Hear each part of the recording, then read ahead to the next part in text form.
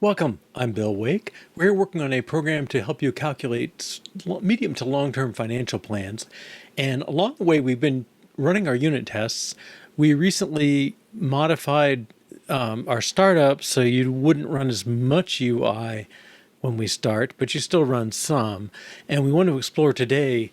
John Reed joined our session the other day, and it sounds like you can run without the simulator if you do things right. So we're going to take a go and see if we can manage to pull that off.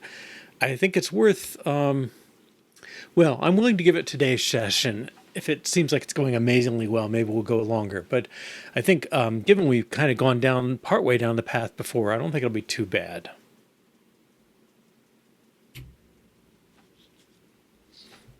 Okay, so take another go at the framework approach to avoid the simulator. So disable simulator in Swift unit test. I think that's this one. No. Let's pull this up.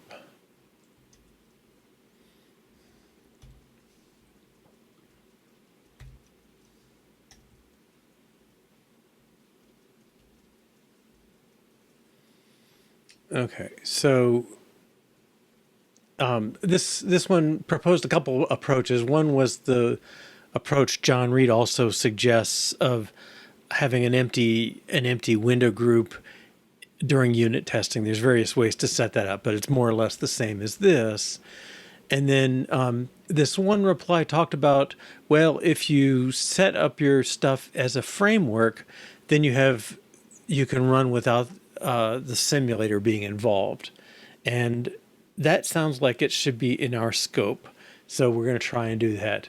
Now, we did last time, I guess, a week ago now, we tried to create the framework, and we actually got it building and running and everything, but just didn't quite have the means to bring it home without the simulator. So John gave us this notion.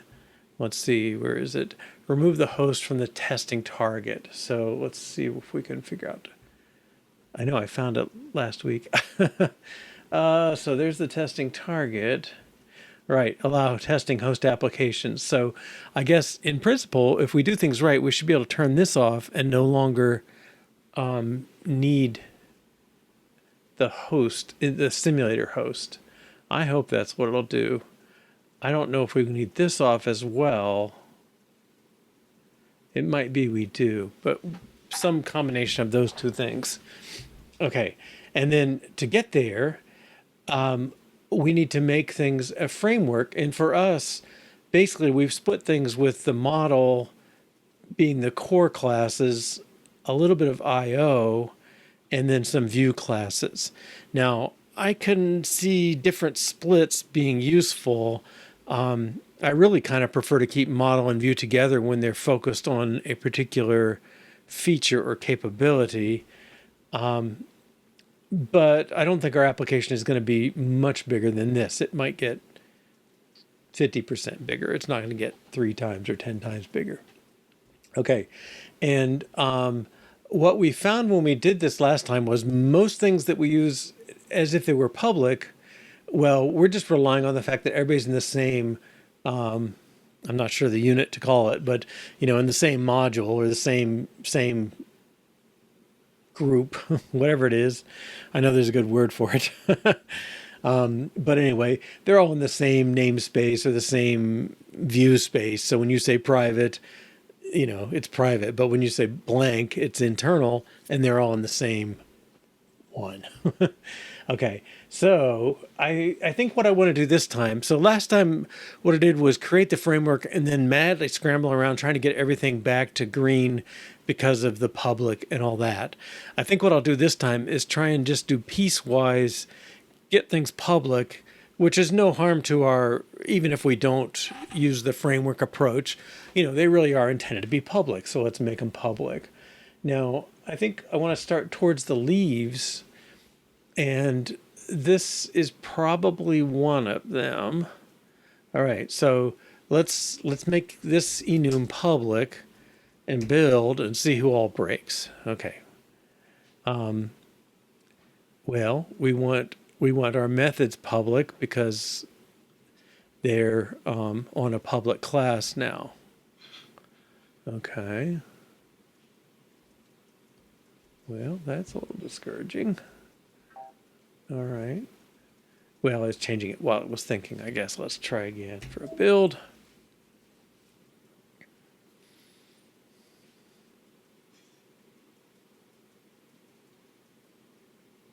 Okay, good. Well, shoot, let's run unit tests once, just make sure things are still together.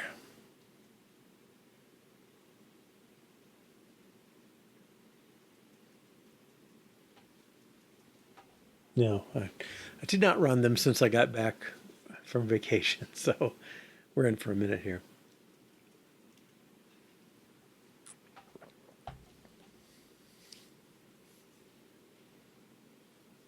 No, we don't want that.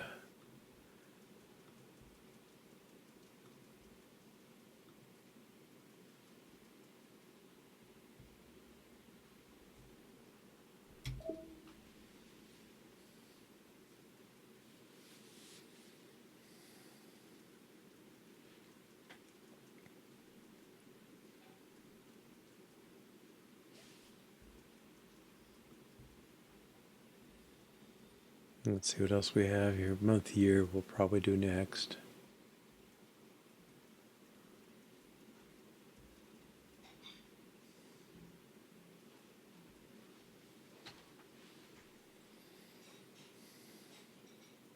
Here we are, installing Fiume.app to iPad. I don't know where I've got that iPad running.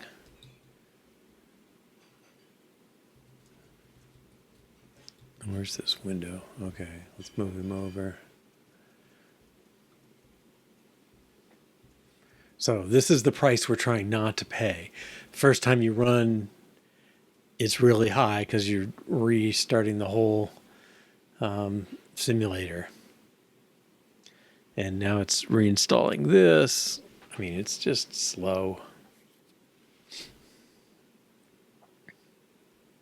Now we do have parts that depend on this being an iPad, some of the UI choices we made.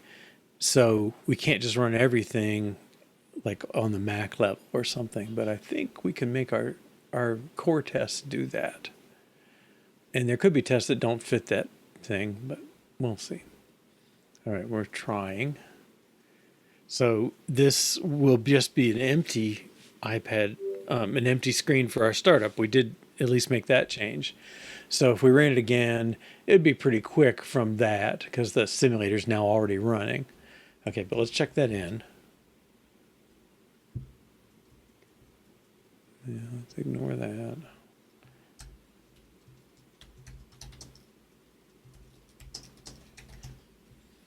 All right.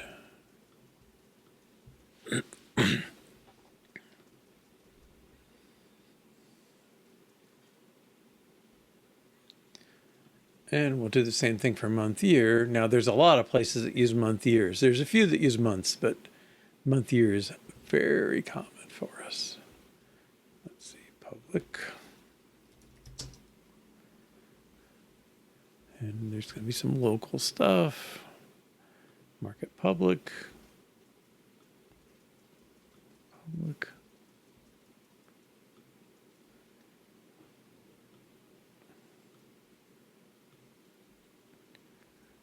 Okay. We'll run again. Okay. Primitive plottable must be public because it matches the requirement in public protocol plottable.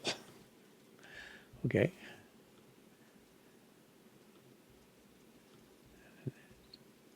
Public.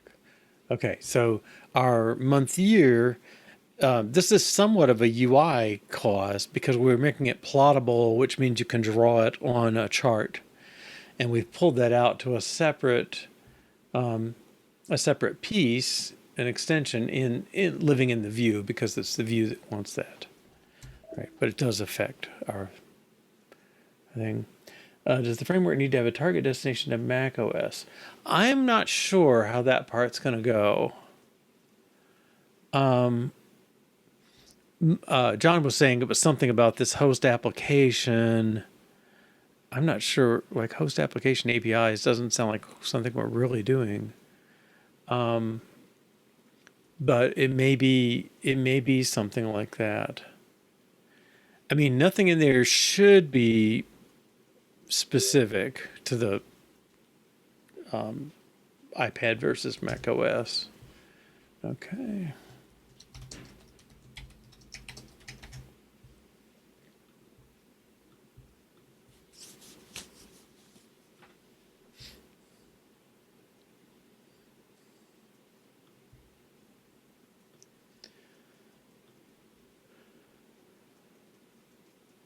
All right, now this depends on month year, but we've already done month year, so I think we'll make this public. Probably have to make our methods public.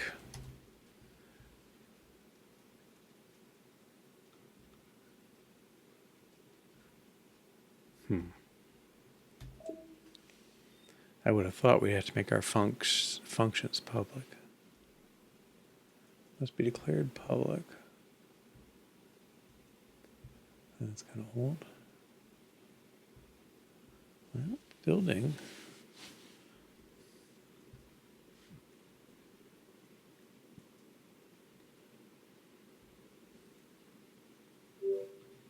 Okay, I'll take a little bigger step. Let's take another one.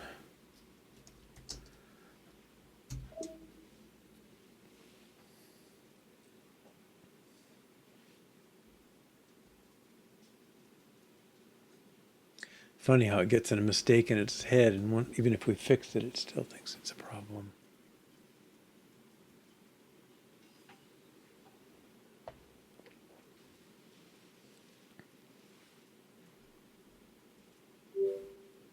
Okay. It's still these, okay. Your people, person, plans. People is probably not too critical. Public class people.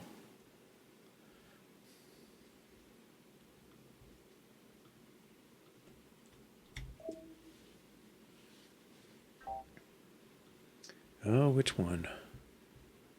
Person?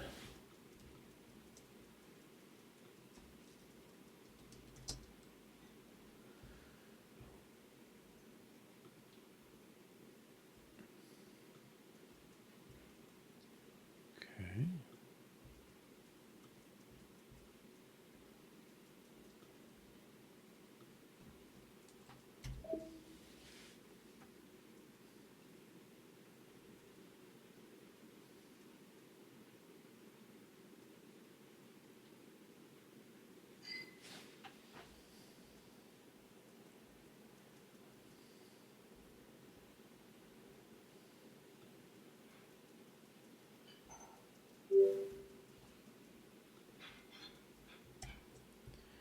Okay, so date, specifier, money, person, and people be public.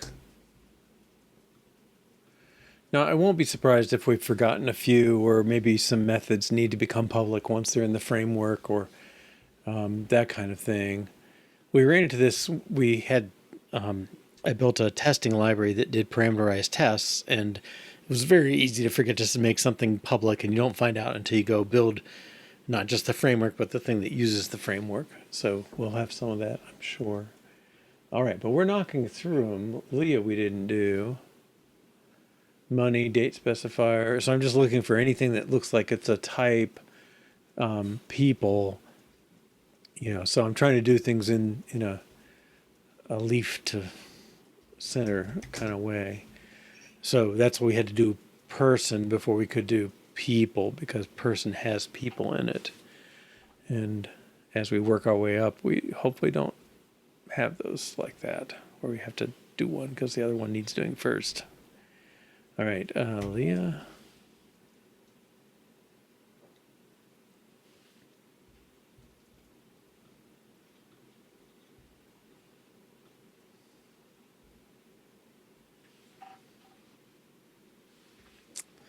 Oh no, the plan type, that made trouble because once it's in the framework, like they don't know if you can extend it or not, because normally the switch statements can detect all that. Okay, so let's claim this one. Make Leia public. Just because I think plan may get a little crazier. And I guess possibilities, is that lower level?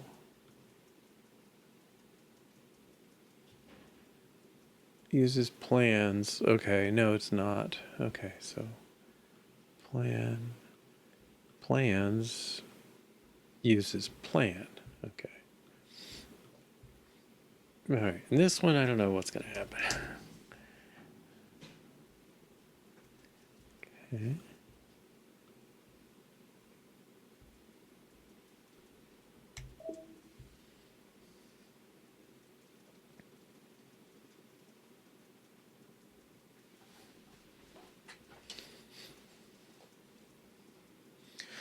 Most of these, it's because if you make something public and something private, well, something public can't share a more private type, and so we have to kind of do, what's the word for it? Topological sorting, pulled from a long time ago, but putting things in the order kind of their dependencies. All right, let's now do this one. Yep.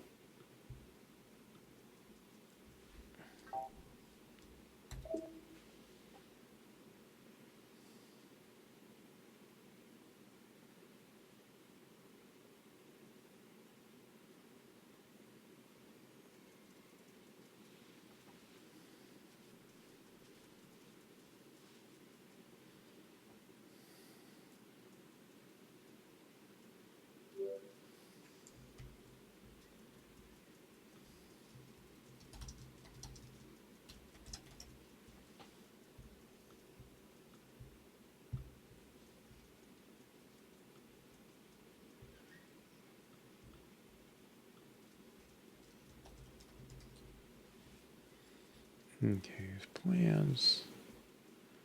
That looks pretty simple.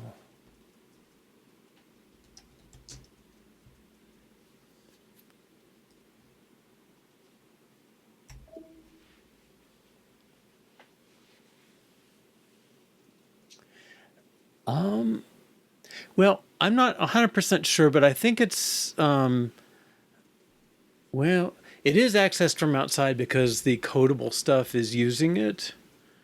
But I think we will have to change some of these properties once we actually put it in a framework that is just sort of an accident. I think the deal is when you make a public class implement one of these codable, identifiable, any of these, these other types, they say you must match your required methods to the public nature of this. So that the consequence that it's identifiable says ID then has to be public. But I'm not I'm not sure if that's the only ones. And I agree, it's a little weird the others don't. Okay, so plans was very straightforward.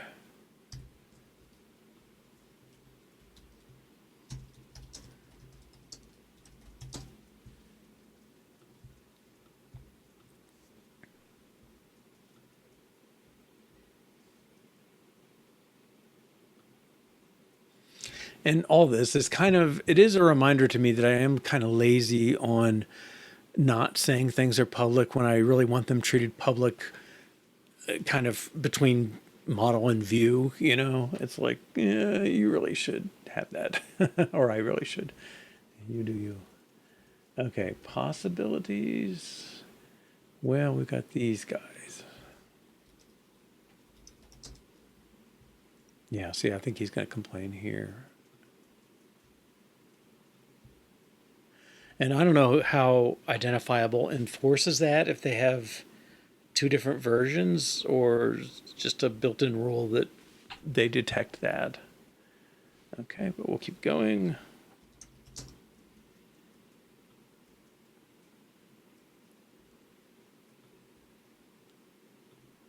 I'll take these quick fixes.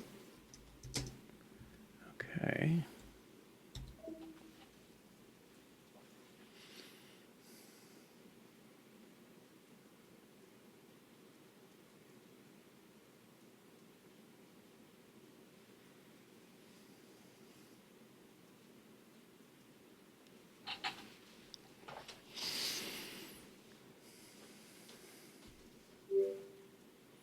All right, now let's do possibilities.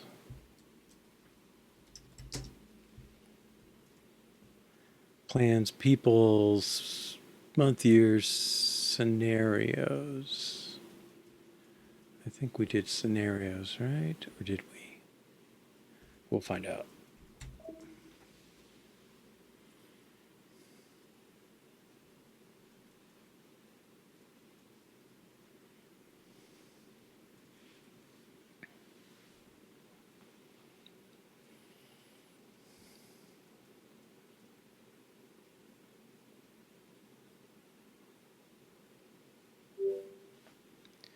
Okay.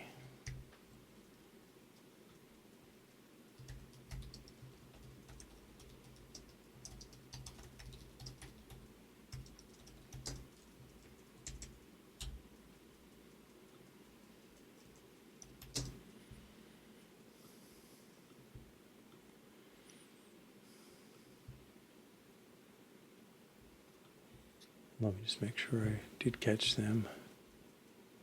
I did not. I'm a little surprised there, but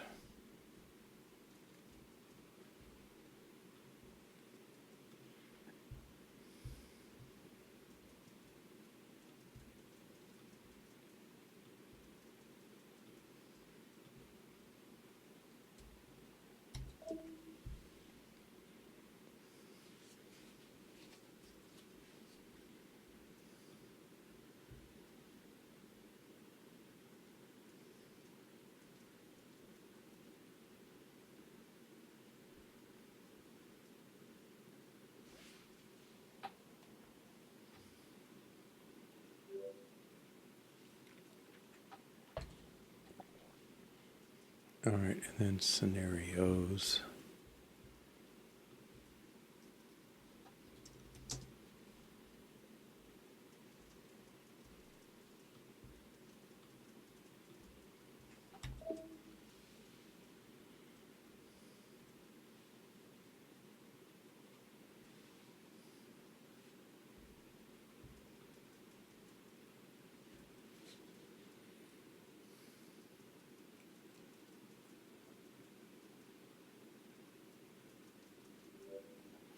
I mean, that's not bad. It seems like most of that time was build time, but I don't know. We'll see.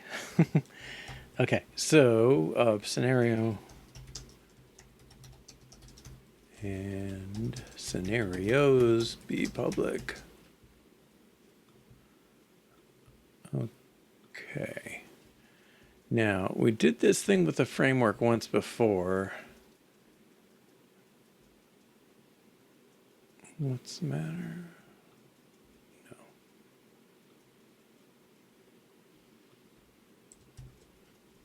No. Okay, good.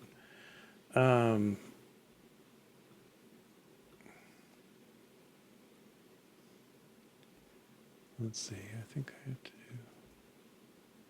new package, is it?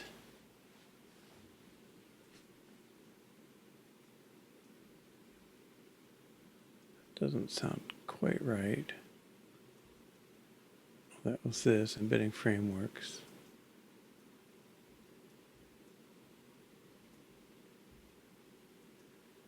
Open the Xcode, open the apps general configuration. Oh yeah. Add the framework target to the embedded binaries. Do not drag framework from Finder.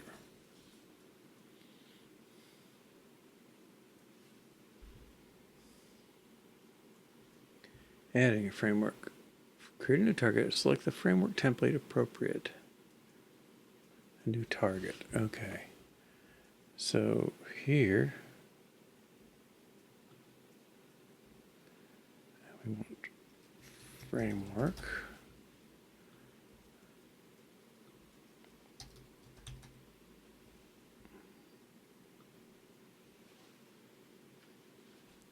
And this is Fiume model.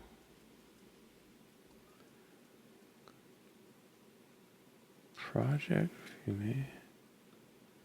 Okay, I guess. Okay, so now we have Fiume model. Where's he? He's there. Okay. So I'm going to move these in there.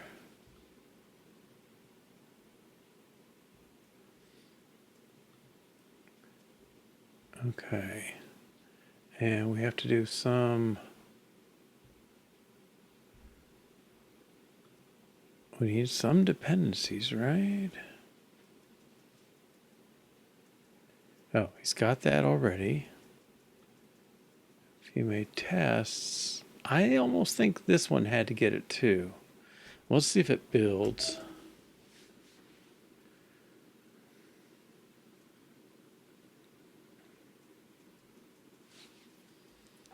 Fiume app.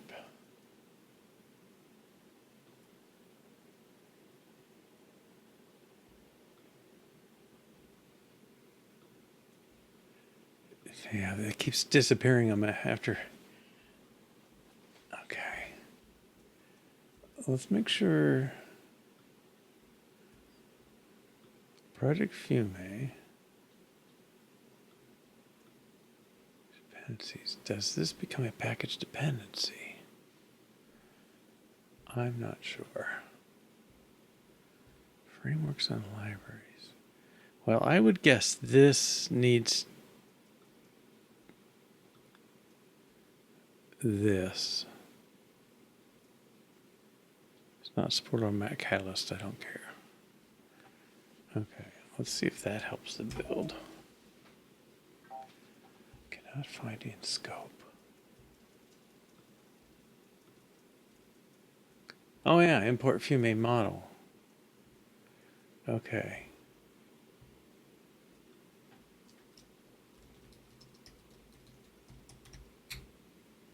Is that?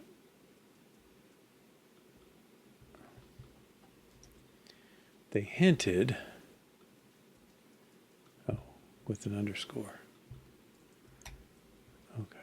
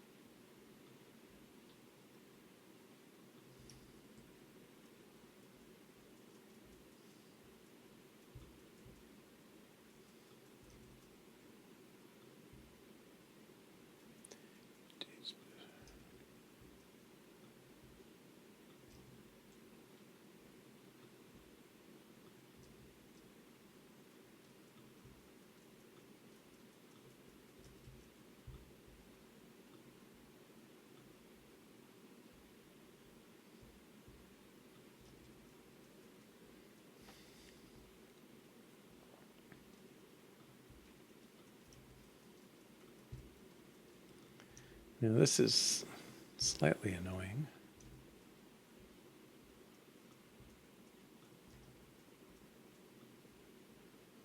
But I guess if you're going to put it in a package, you've got to specify that you depend on it.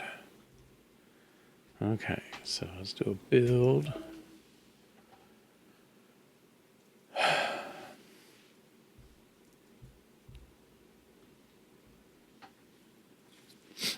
Okay, yeah, this is the kind of stuff we didn't do before.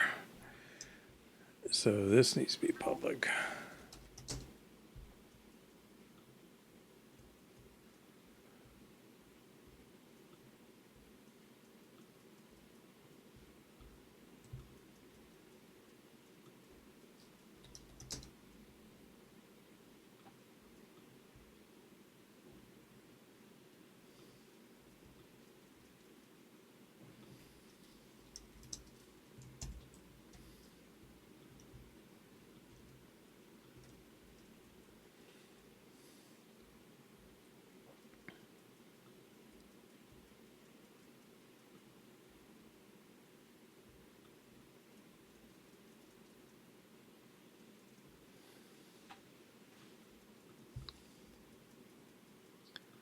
those. Jan is internal. Oh.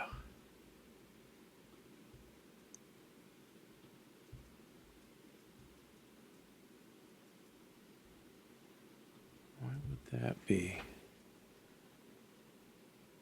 He's public. Let's let that one go.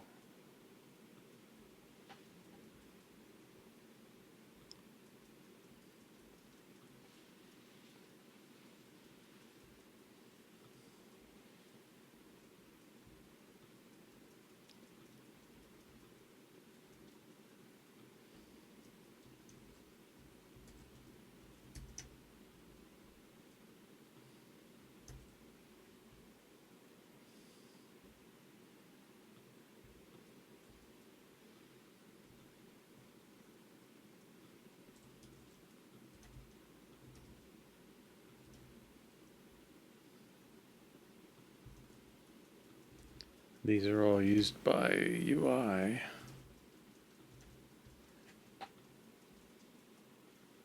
I don't think that was as bad as it seemed.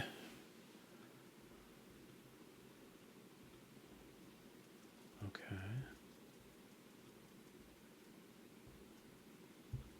I think I got that one.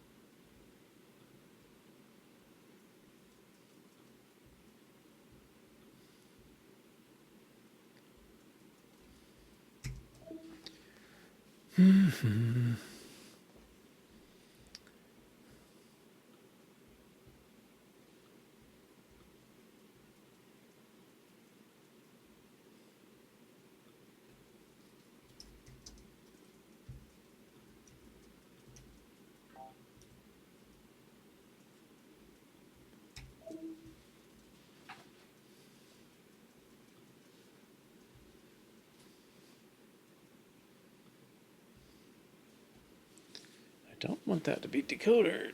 Ugh. Now, oh, int.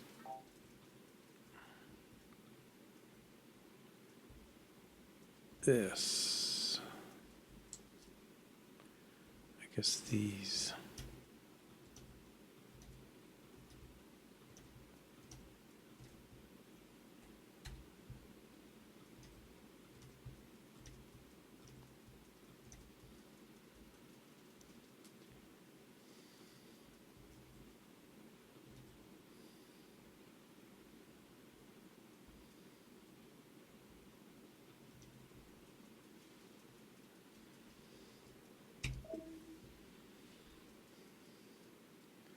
I think we're getting better.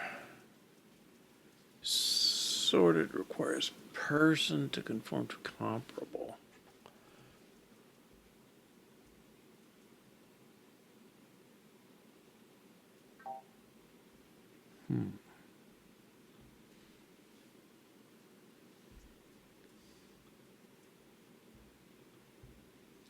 Now that seems like another one that I made that public now. This one may be legit.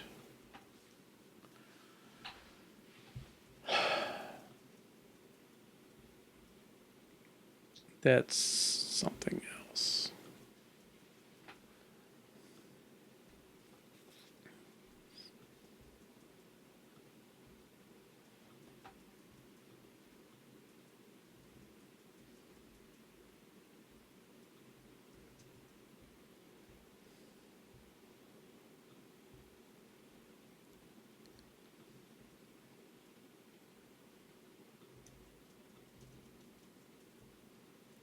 I know some of these complaints, it's like if anything's wrong syntactically, they kind of lose track of things, and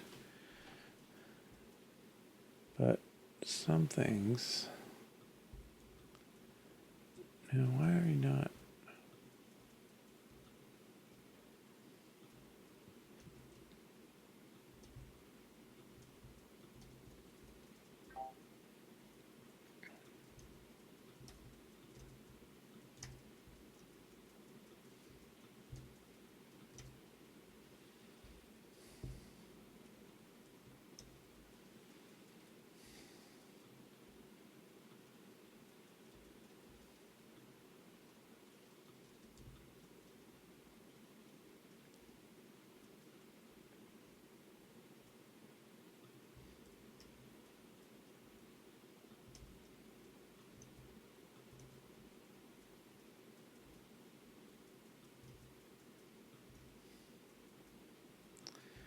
Well, I should have just put those functions public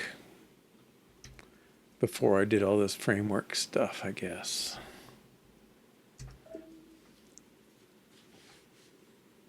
No, the list is getting smaller. This one bugs me though, because I don't understand why plans. That's all public. Public. Oop, there's a function that isn't.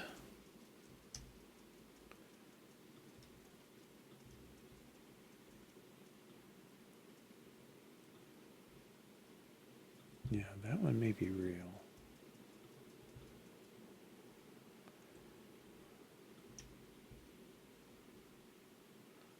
I don't know why I'm missing some.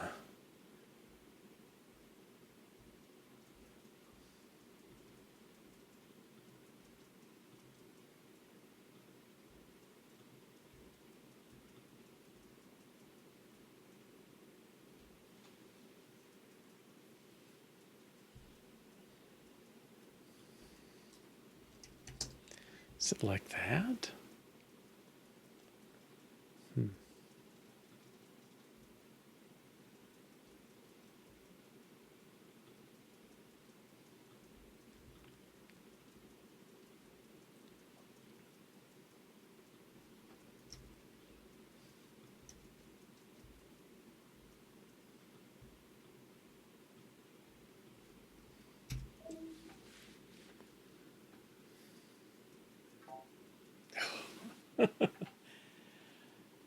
Okay.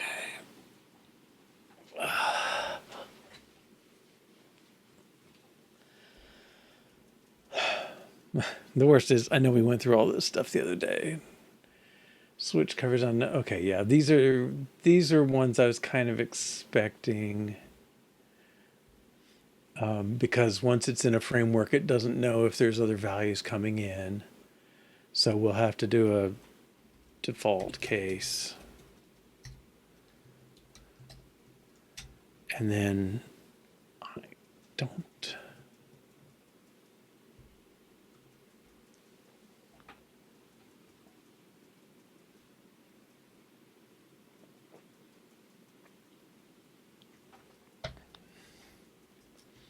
I suppose this is really a fatal error.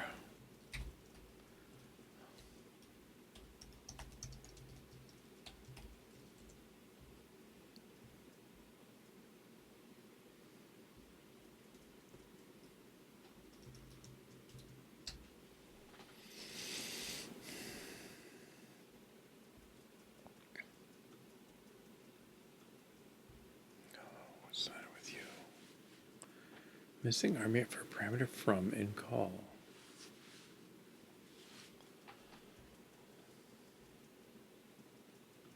So plants is just not good. That's public, public. Okay, let's try this trick.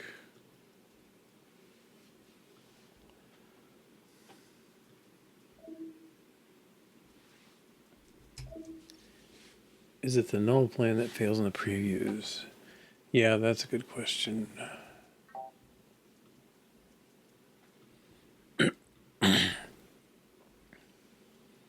Well, plans. Yeah, he's got an implicit constructor, but Codable gives him one that's like from Codable. Maybe I just have to give the implicit one too.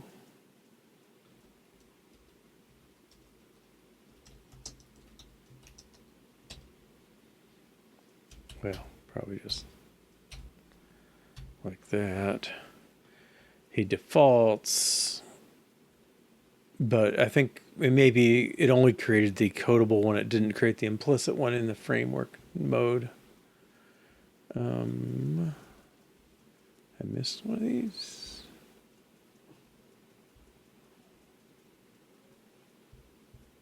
Okay. Same here.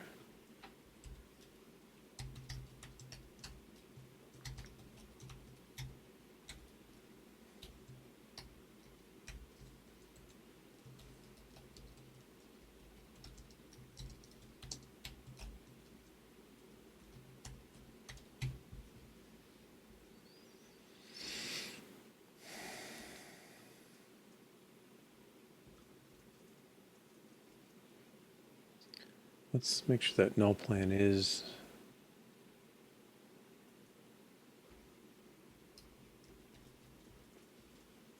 No, okay.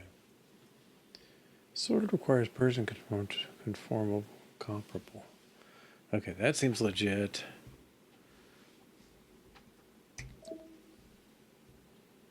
I don't know why it didn't need to be comparable before, honestly. It seems a little weird. Okay, sequence requires person to be comparable.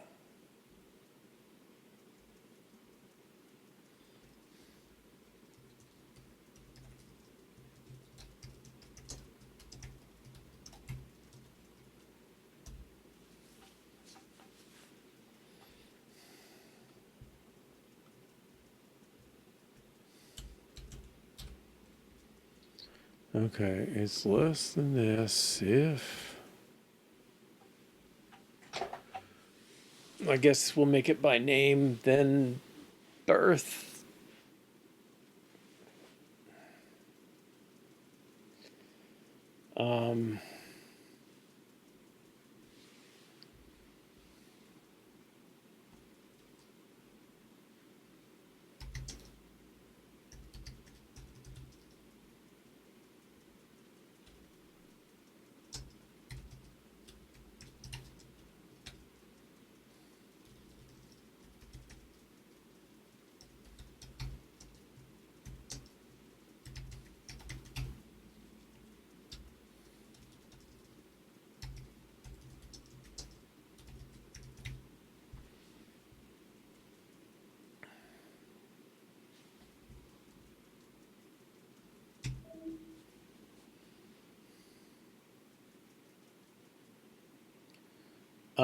No, you get... Well, you could say things can't... They... We can tell they're different, but one of them is not bigger than the other, or we can't tell which one's bigger. So I can tell my children apart, but I can't compare my love for each one. I don't know. But yeah, you can. I think if you have comparable, you might have to have identifiable, but not vice versa. Okay, one more of these. All right.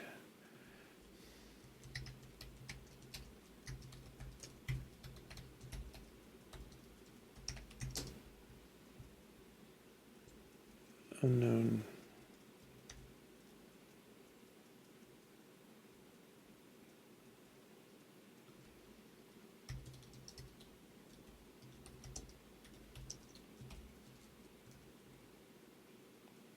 Okay. That should all build.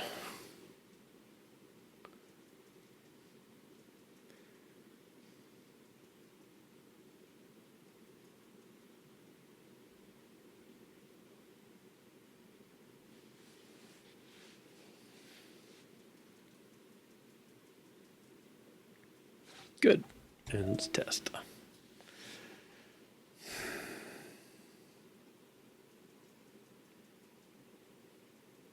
Yeah, I would say smoother than last time, but still kind of bumpy. I should have just tried to get all those public functions in. I'm sure I still would have missed a couple of things, but yeah, and take the lesson and always start declaring things public when they're really public. Okay, it's building the big one. Okay, builds all the, and this dependency is really because we're not using the new Xcode yet. Now, what was your problem? Oh, import Fiume model. Oh, I guess this is a good sign. The previous errors were all non-test. Now we're in the test area.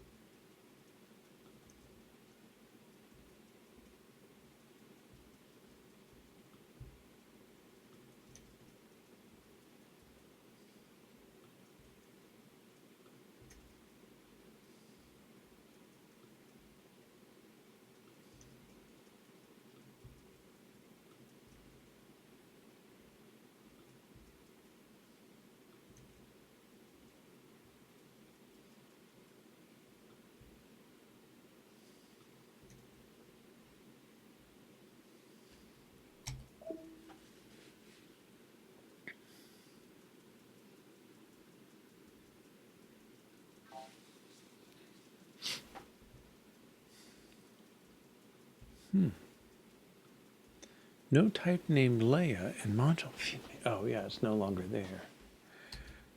All right.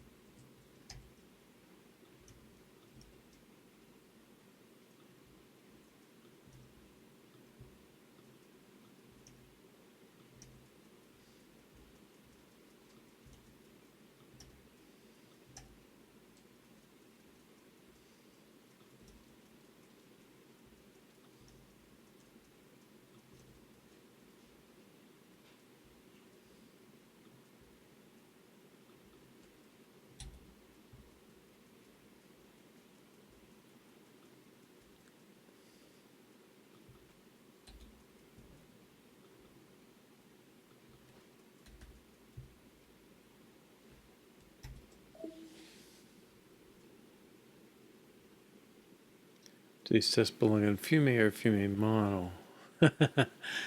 Yeah. Okay. Extension outside of file declaring struct Leah prevents automatic synthesis of equals. Prevents automatic synthesis. I didn't know this was automatic. Function. Oh. I just still have Fiume dots. Okay.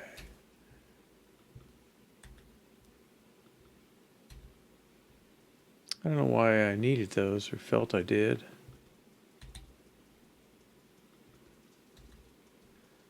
It's not a common name.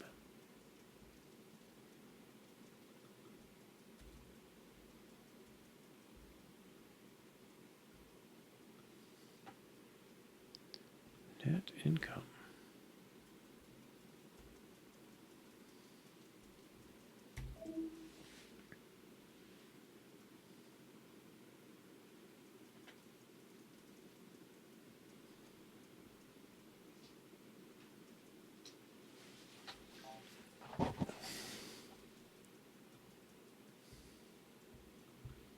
Okay, I just need to search that.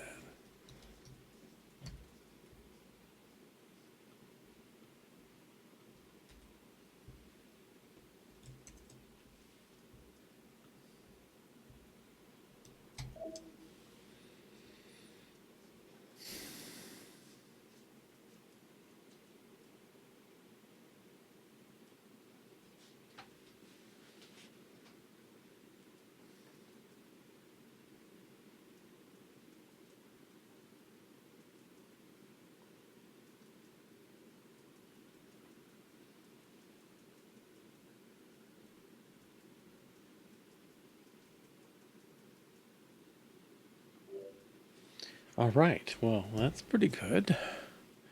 A lot of changes, though. Make more make functions, etc. public. Use import Fiume model. I think that's the bulk of it.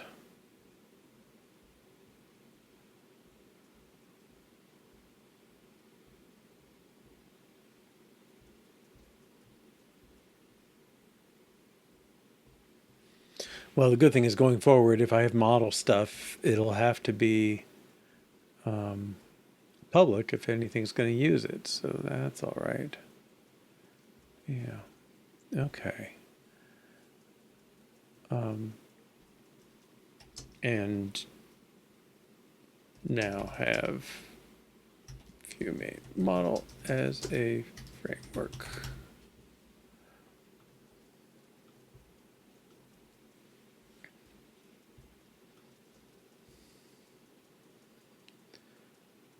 Okay, and I still have the empty model class or group, whatever you call these, groups. Okay.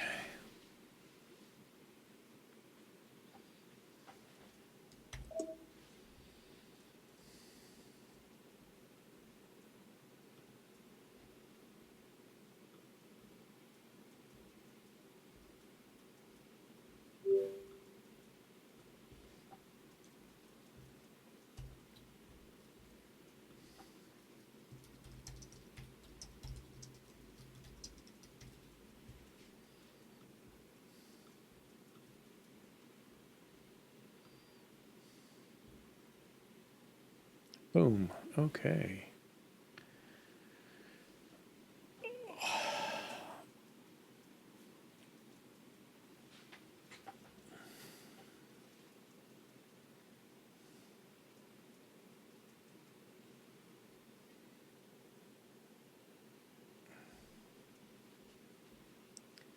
Let's see if that actually got checked in.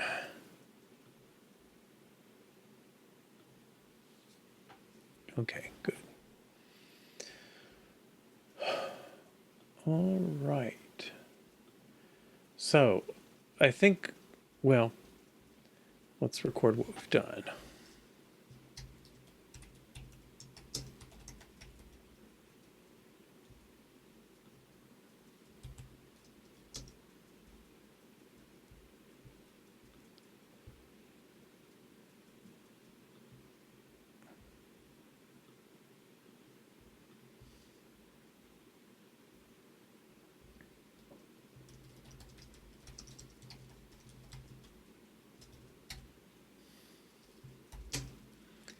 All right, so we modified model files to be public constructors, functions, etc. Pulled model files into a new framework.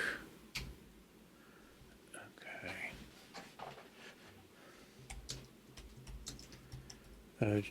Adjusted view and test code to the new framework. Okay, now the question.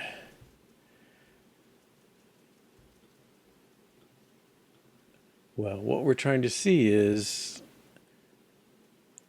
I think we want to be able to turn these off. So I think, well, my interpretation is import Fiume that needs the sim. I don't think anybody imports, well, I should say our tests don't test the view, and they really are only testing this framework. Now, I don't know if that's enough. One thing I saw sort of implied he had his tests in there with his framework as well, which seems wrong. Although maybe it's not. Maybe there's, when you deploy it, maybe it doesn't copy those.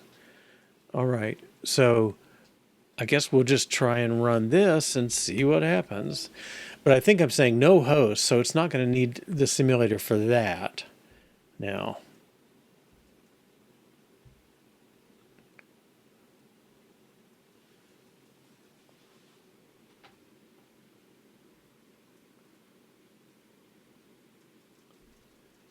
Are they running? Well, that's sort of implying they are. Okay, I didn't see this open up at all. Let's put this on the Xcode window so we can really be sure.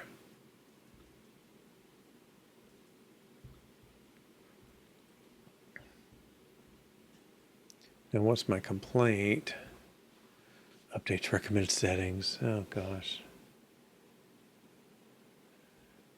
I don't think I'm gonna take those. Done. Okay, let's do this again. It ran. It wasn't super fast, but I don't know where it's. Well, it's saying it's running iPad 10th generation.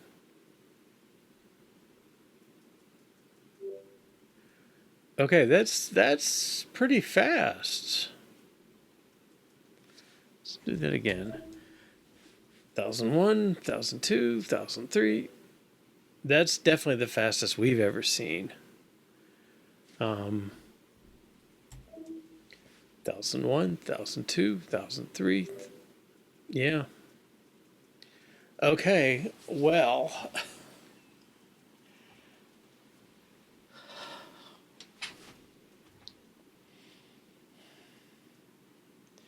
Now you might wonder where they're running, because I sure do.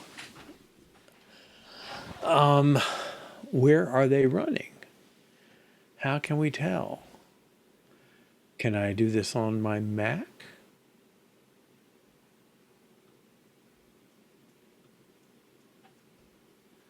Now that looks kind of grayed out. I don't know. Cannot target unit tests without a host app or not supported on my Mac. Okay. But they are on this. So, okay, let's quit the simulator and do this again. 1001, 1002, 1003, 1004, 1005, 1006. Do I have a simulator back? Yes, I do. Okay, so we have not escaped the simulator. But 6 seconds from startup is really good because we are not seeing that. I mean, our tests were definitely slower than that before. I think I had this thing expanded somehow. Where's the zoom?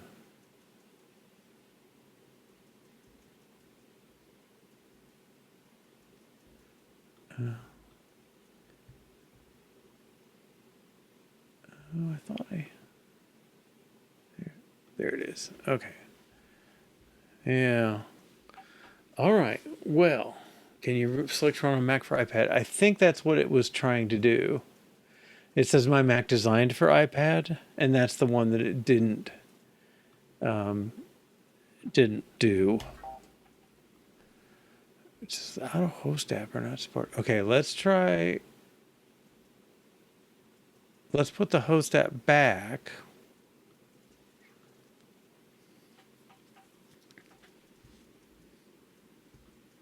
Still kind of gray in the icon. I don't know.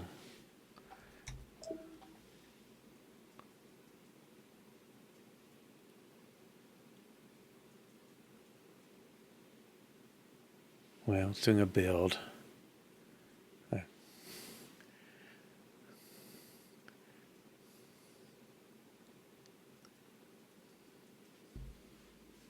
I guess it's fair. It hasn't really built for Mac before.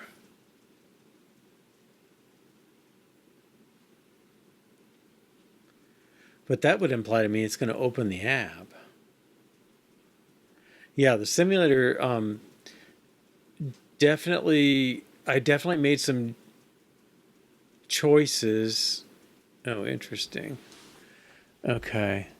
I definitely made some UI choices that were like, we'll use this API that's only for iPad and not on Mac OS. So I definitely can't run it straight up Mac, but I don't know. It looked like it ran. It looked like it brought up the empty app as we did before, running for this. So apparently, this host application thing, is just a Mac restriction that it has to have the host application. I think that's the difference. I mean, I'm not really providing APIs or running anything with APIs. So I think it is this host application thing. And on the Mac side, you have to have a host application. So in that case, it runs wherever Fiume app is. What it looked like to me was it was running our test app. Okay, so it popped up an empty window and then ran the stuff. But our iPad one, I think it's running in the simulator, but not running in the application. So it's cutting out, bringing up our application. Okay, and so I'm gonna try and move this onto Xcode again, just so we can monitor it over here. Now, whoops. I wonder if I can even take this out. Okay,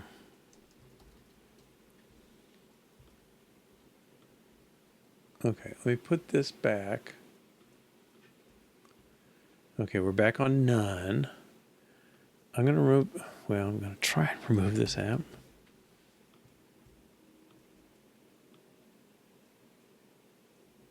Move app. Delete app. Delete.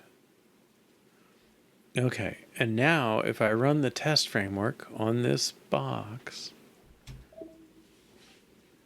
okay, I think it's going to run it in this, but it's running it without the UI overhead, and it doesn't care that the app is not there.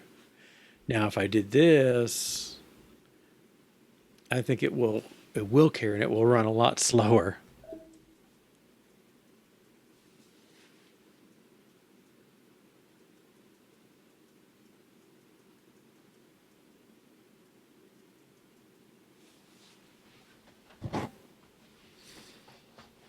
Okay, yeah, so it's going to bring this up. It's the blank window. Okay, so my suspicion is, I think the blank window is not doing anything for us at this point. Because we're saying don't run the app context at all. And so it's the fact that if we tested it, it would run in a blank window. Doesn't matter to us because we don't even bring it up and test it. So all right.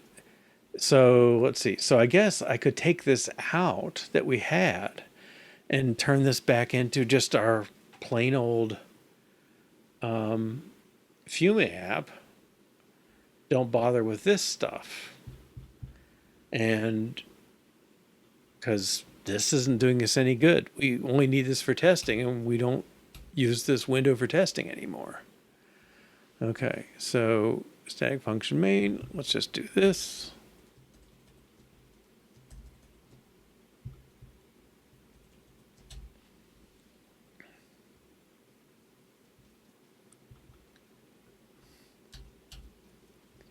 If we ever have to put it back,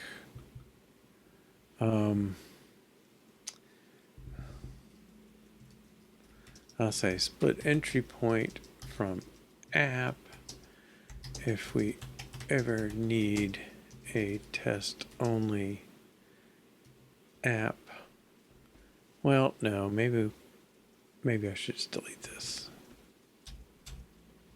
We're not working that way anymore. Okay. So now this should just run tests quickly without bringing up that app. Okay, yeah, so now I think if I start from scratch, wait a minute, what just happened?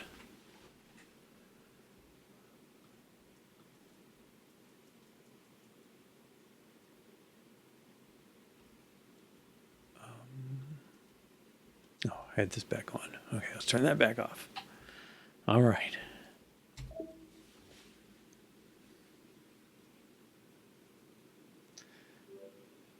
Yeah, that's what I want. Right. So I think what we found is we don't have a way to run without the simulator, but we have a way to run without installing our app on the simulator.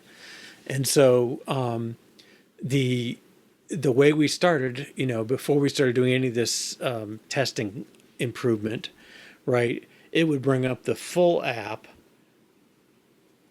bring up, in our case, load up IO, do IO from loading our files and all that stuff, and then start the tests in that context. And now we're saying what we did was we said, okay, if it's going to bring up a context, let's make sure to bring up an empty context. And so we put in that test app. And so when it starts up, it would bring up the empty test context and then go on and do things. So it cut out all that IO at least, plus some complexity in getting stuff brought to the screen and all that stuff. Now we've said just run the app as code on the simulator without installing it into our application. And so it still has to bring up the simulator, but it doesn't bring up our app at all. It just installs our modeled code and our test code and runs those. Okay, so it's not perfect, but I think it was about 6 seconds. So I believe we're all set here. I'm going to run it on this simulator, this 10th generation iPad. It's not running. I'll do a completely fresh run. Now we still could have situations that trigger us rebuilding Swift syntax and all that stuff. But okay, so 3, 4,000, 5, 6, 7, and there's that logging message we can't get rid of. Yeah, so it takes 6 or 7 seconds to bring up the simulator from nothing. But once it's up, we're there. I mean, I don't know, that was about a second or two. 1,001, 1,002, 1,003, 1,000. Yeah, 3 seconds, I guess, to be fair. Yeah, it's like it's got a separate console or something. I don't even know where it would run it per se. I mean, I guess it's got an app somewhere, or it's got some sort of space that it can run it in. I suppose. I mean, a framework is just a file installed on there. Okay. All right. Well, I think this is a definite win. I mean, it's taking us from 7 to 10 to sometimes 20 seconds down to pretty close to 3 seconds a pop, with maybe an additional 6 or 7 seconds if the first time you run for the day when you don't have a simulator up there. Okay. All right. So then what we've done is turn off run in host app, so it tests run on the simulator, but don't bring up the app at all. Can even run if app is deinstalled. Okay, so result, 6 or 7 seconds to start simulator, 3 seconds to run tests. Previously could take up to, it was 30 seconds sometimes. Almost always 10 plus. Okay, Very cool. I'm happy to have that. I mean, it's probably the sort of thing we should have had at the beginning, but next time we'll know how to do it. Okay. And so I guess I have to take on the task of writing this up so I know how to do it again in the future. And I'm sure other people will want to see it. I mean, Eric mentioned the other day he wanted to know how it was done, if it could be done. And we can't get rid of the simulator, at least we don't know how, but we can get rid of the app, and that's progress. All right. And that is yay. Okay. Let's see now.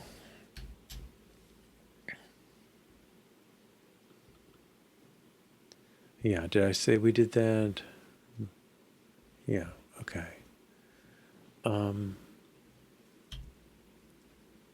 Now, I think we're at a good point to do some just general cleanup of both code and UI. I think, well, I think our next actual things are going to be around growth, inflation, and making amounts dependent on other things, just like our dates are.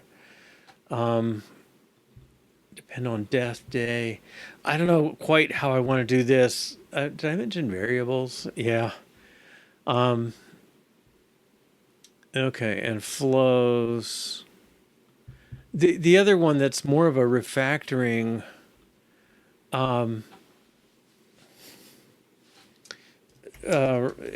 This would be make our net worth. Let's say split up net worth calculation. Produce raw values, then the report. Okay. And I don't know if I can quickly make this one make sense. I think it was possibilities. Yeah. So right now, these structures, they have the information to compute net worth. And what I'd like to do is instead give them more information, like the total positive assets, the total positive liabilities, or well, total assets, total liabilities, total incomes, total expenses for a given month, and then you can assemble different reports from it. I don't know that I want to make it a user function to assemble them, but I want us to be able to take standard information and produce the graph we want. Whereas right now we can only produce the one graph. Okay, but I think this is more. Let's see. So we had the notion of a date range, and also we had this. Let me move this up.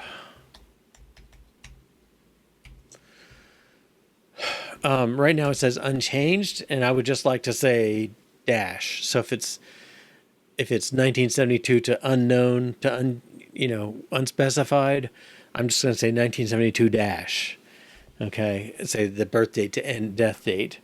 If it's the death date is known but the birth date is not, I'll say dash 2027. And if it doesn't know either, I think it should just be quiet. All right. But first, date range holding two date specs. Okay, so let's date range. Oh, doesn't exist. Okay. Let's find date spec in here.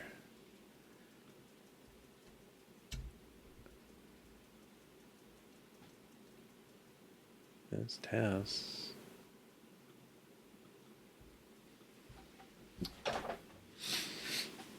Well, I guess I don't know. Is date range?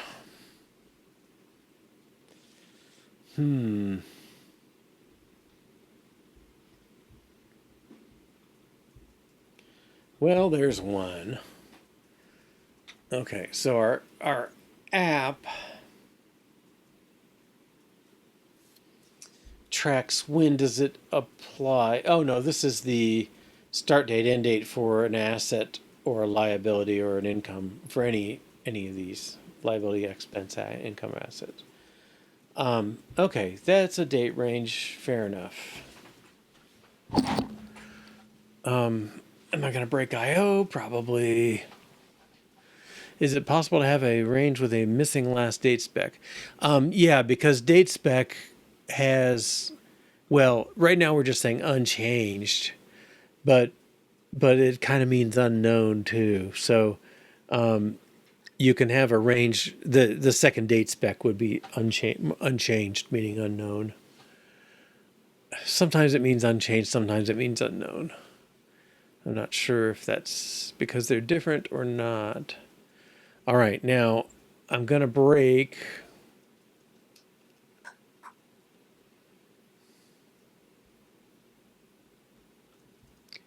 I'm going to break IO. Yeah, it won't be null. It'll be that.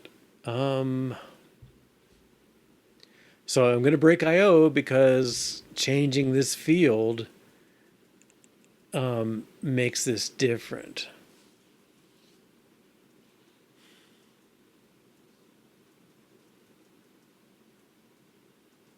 Now, I don't know if I can read a private field. I guess I should be able to.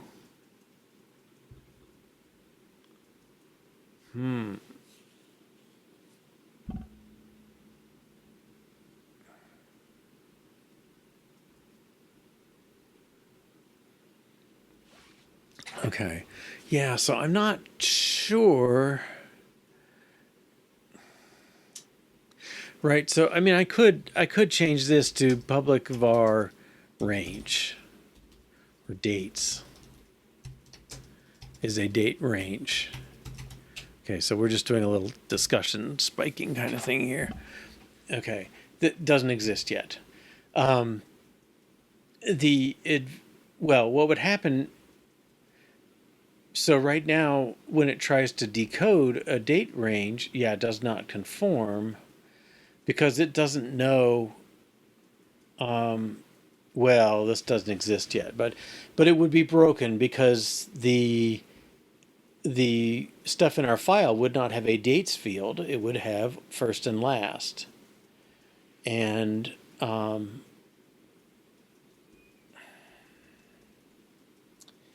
like, do I care?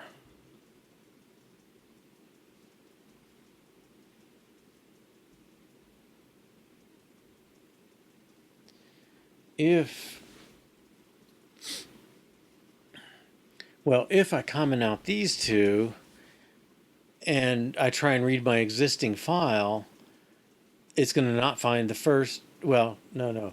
It's not going to find a dates. It will have a first and a last, but nobody's looking for them. Do we need to change first and last? Well, that's where I'm not so sure. See, I don't want to write my own decoding stuff. I'm so lazy. And I don't really know, like, if I change persistence, will I break what my brother's done so far? And I don't know the answer to that. Now maybe I should bite the bullet and make this done in a way that will not break persistence, just to kind of practice doing that.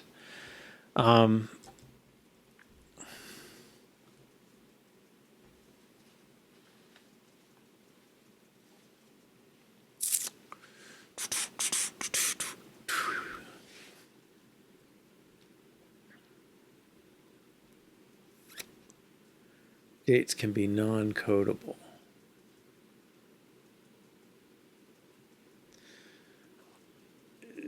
Well, we're not using real dates, so we don't have to worry about that aspect of codable.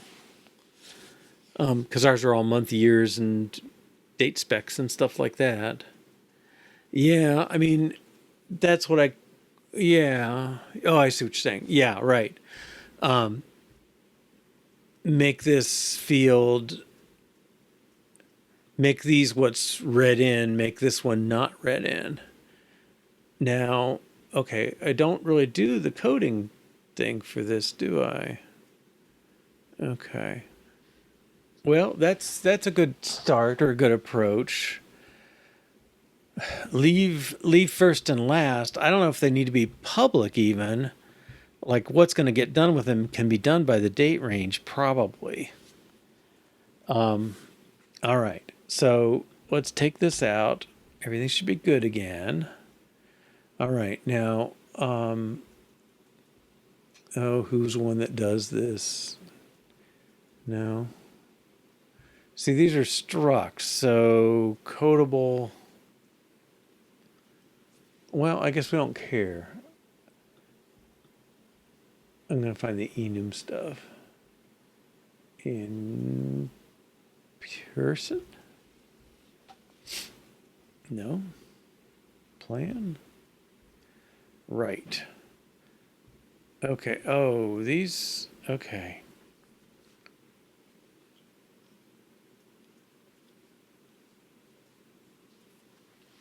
Yeah, let's see if we can find that out. Does codable Swift must codable fields be public?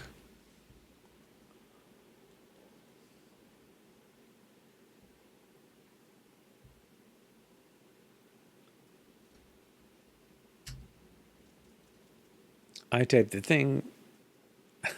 You're supposed to answer me. There we go. Oh, how to exclude properties from codable. I think we just leave them off the enum and we'll get that. Let's see what they say.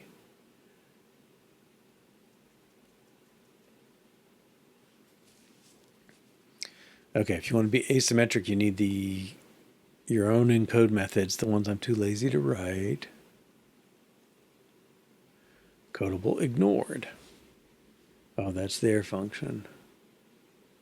I don't think I need to do that.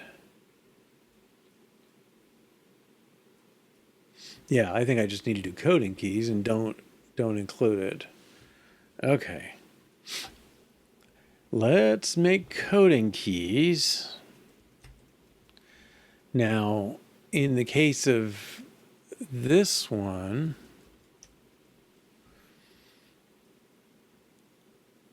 does not conform to, okay, we need to match up fields, but it's not a observable, so it doesn't have the underscore version of these.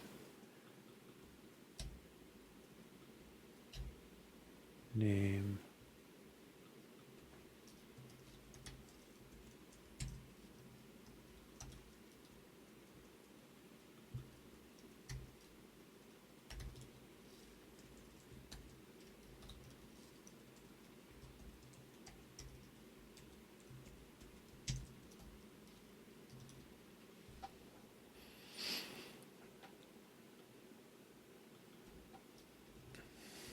Okay. ID name amount first last. ID name amount first last. Okay, so according to that, well, tests should not care, but we'll run the app. Redundant string. Oh, don't give me that. Well, I guess I can just eliminate them. If I wanted to change their names, I have to make them equals. I hope this works with codable. I guess it's defaulting it if it's a string. Okay.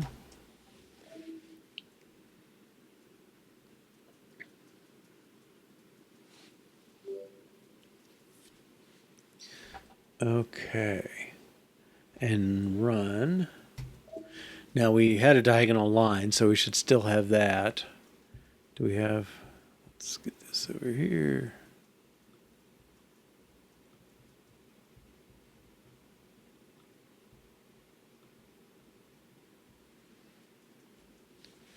No. Oh. Why?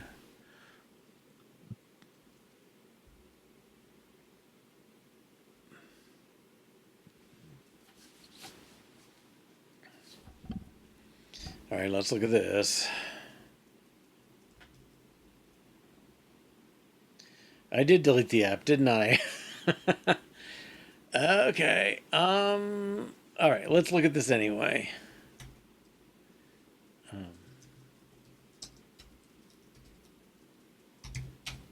Okay, we haven't done anything. Nothing saved.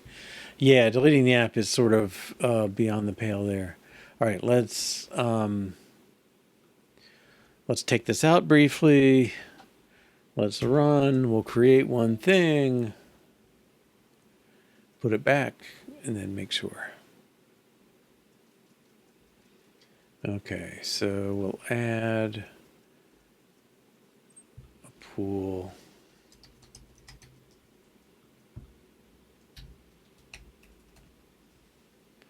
Asset create. Okay, we got $10,000 in there. A stream is really easier to see, isn't it?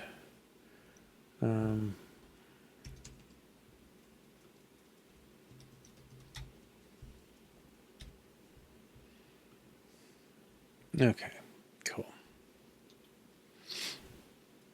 And I want to quit the app. I've got to change this, put these back, and run the app.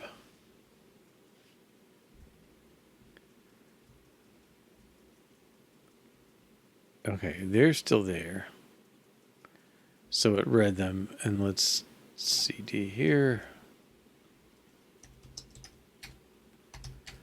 Should have, okay, plans.json.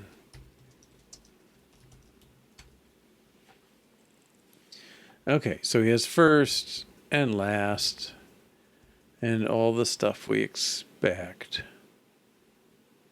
Yeah. Okay. Now, let's make sure tests run. I don't think there's a problem there.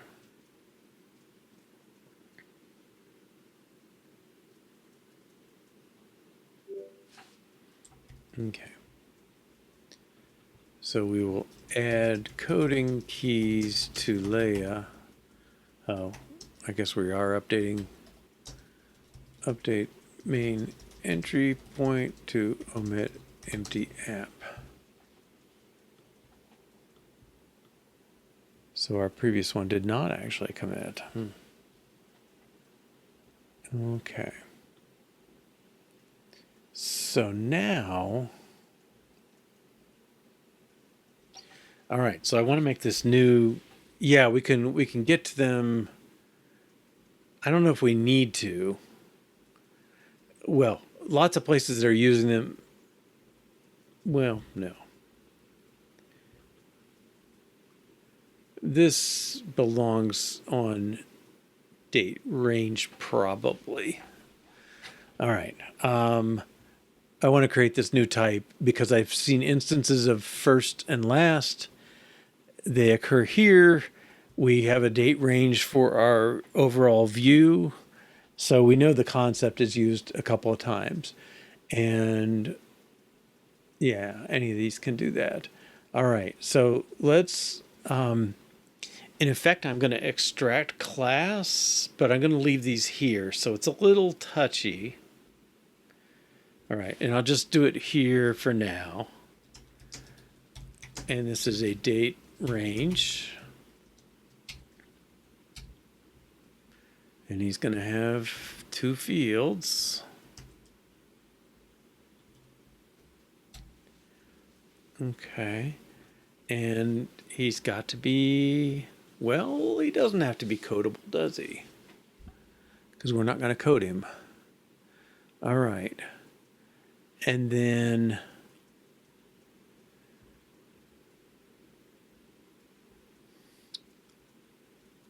well, okay, so I'm saying there should be one here. Who references this? Let's go find that.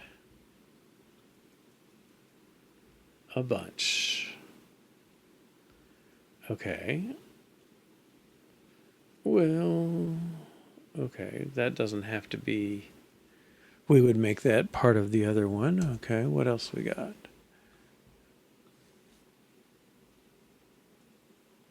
I gotta look them up. Okay, fine.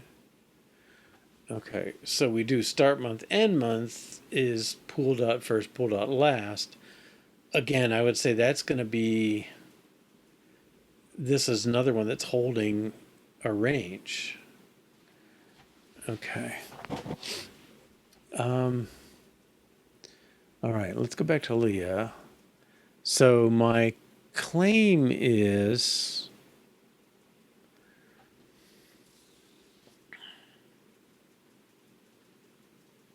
or well, what I would like would be, I'd like to get a date range as an argument here.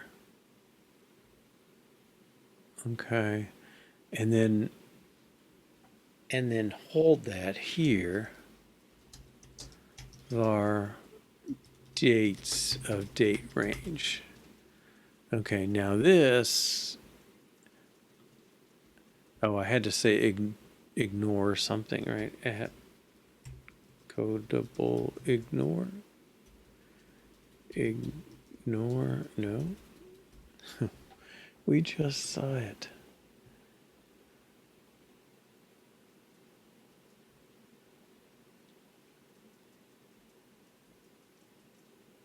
At codable ignored. Oh, he made that up. Oh, okay.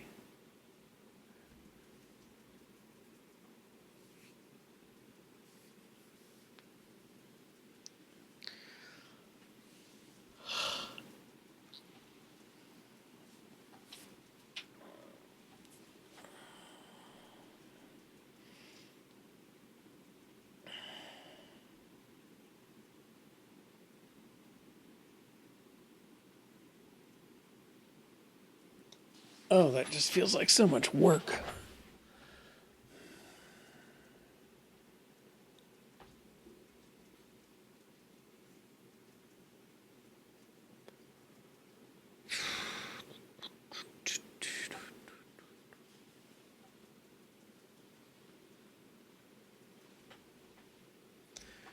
Separate coding and decoder. Yeah, I mean, I don't know. I've done stuff like this, but it's just, I hate doing it.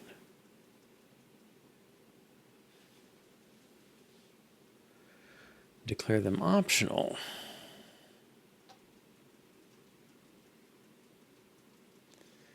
It could be a computed property. Yeah.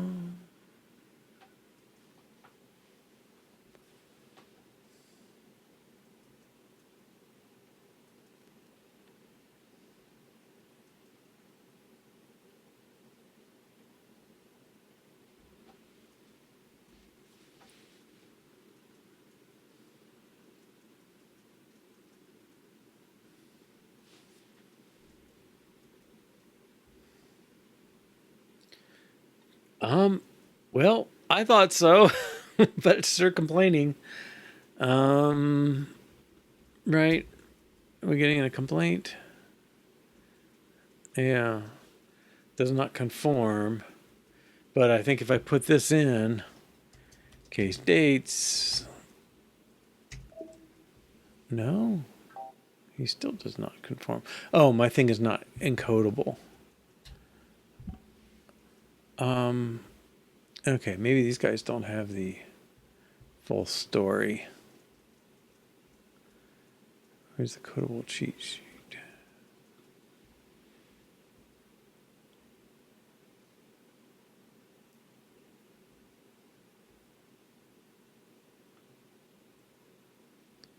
Enum coding keys, string codable. The list of keys to encode decode is controlled by type code controlling keys, coding keys.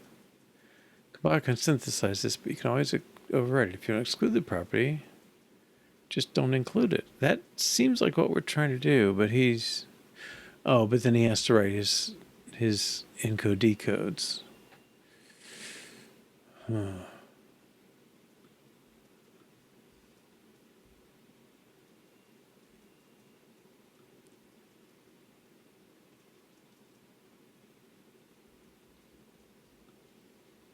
Yeah, I'm trying to do it with not writing my methods. Okay, he doesn't say anything about ignore.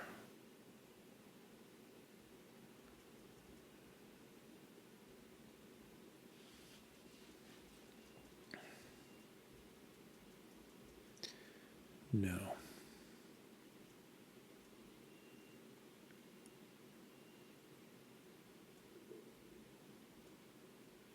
That's...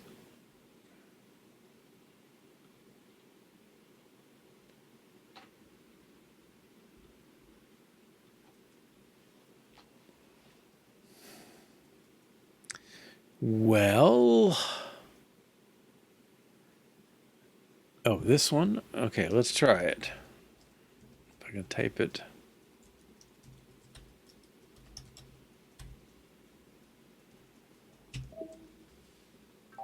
Yeah, still doesn't conform to decodable. It conforms to codable. Interesting. I don't have codable on here, or so I'm...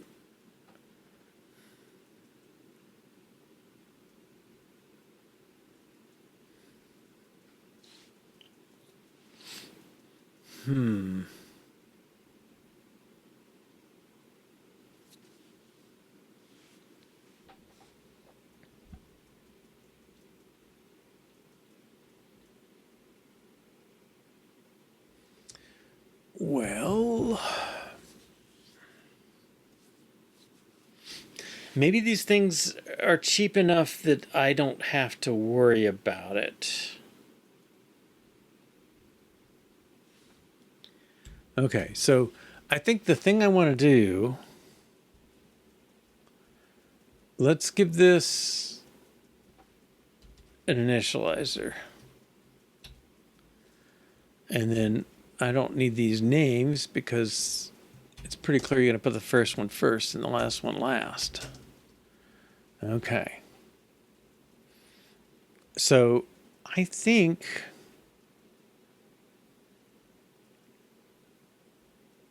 all right. So what I want to do would be like a one move thing in IntelliJ, but what I'd like to do is take every instance of every initializer that calls first and last. I'd like to make it call dates, date range, and pass a date range instead. It doesn't hurt, but I don't think I need it, depending what we do with it. I think I'm going to hold off and just work on the what I have now. So if I passed in dates of date range, all right, and I'll just comment these out for now. Okay, and then this is going to be dates.first and dates.last. So we're not using the field at all yet, and I think that's probably okay for now. All right, but there's a bunch of callers. Okay, like this one.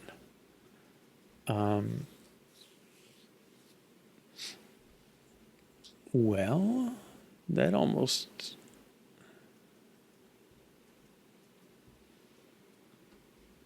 All right, I make this public, right? I'm learning my lesson. All right, and this... I don't know, this unchanged is so common. Well, nothing's that common. I guess we're not doing it a whole lot everywhere, but... All right, so this covers that one. Do I really need dates?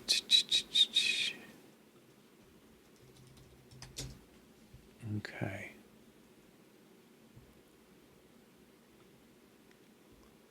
Turn Leah.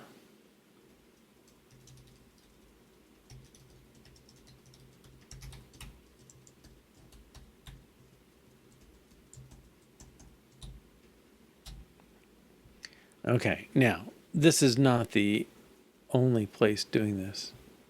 One more print.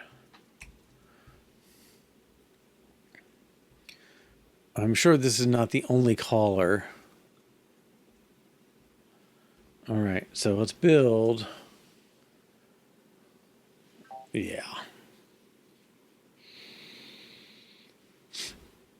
Okay. Do I care?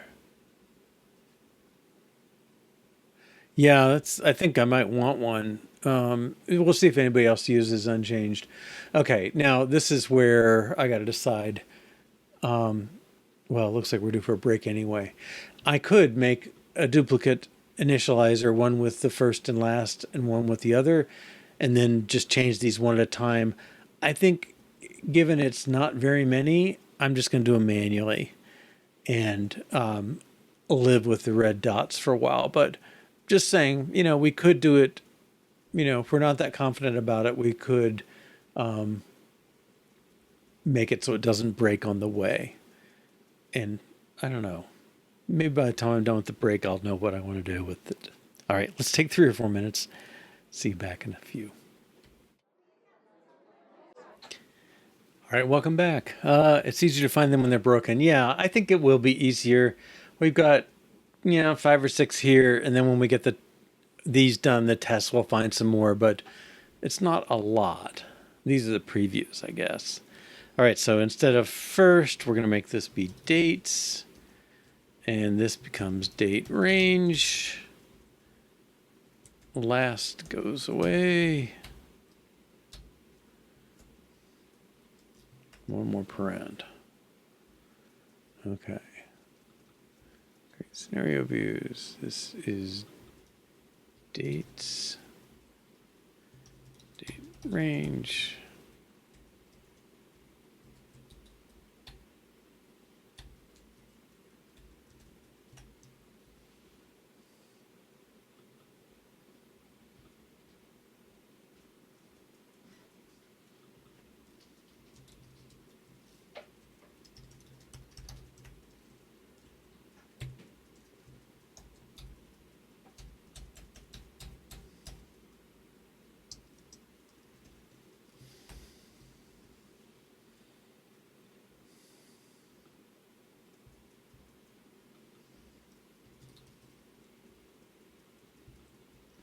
Well, there that is again. Okay. Let's use that same wording, null, meaning an empty one. And let's put it in there.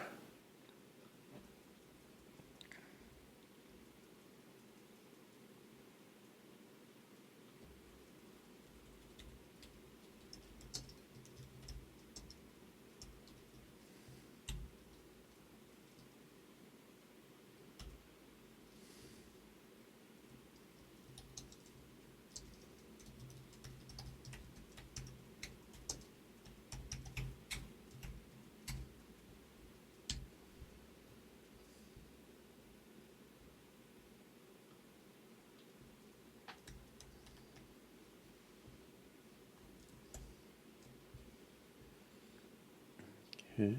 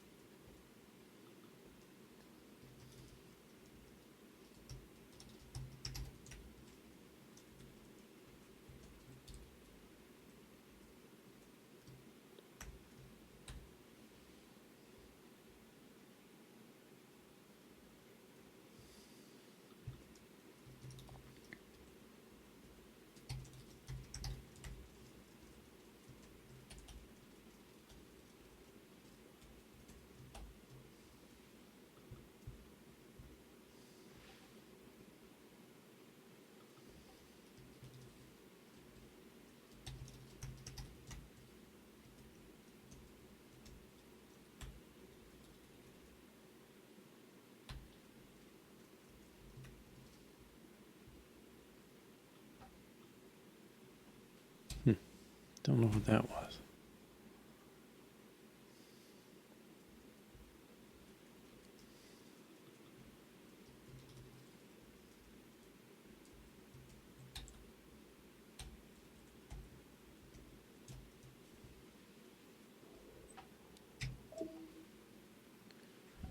What's that one?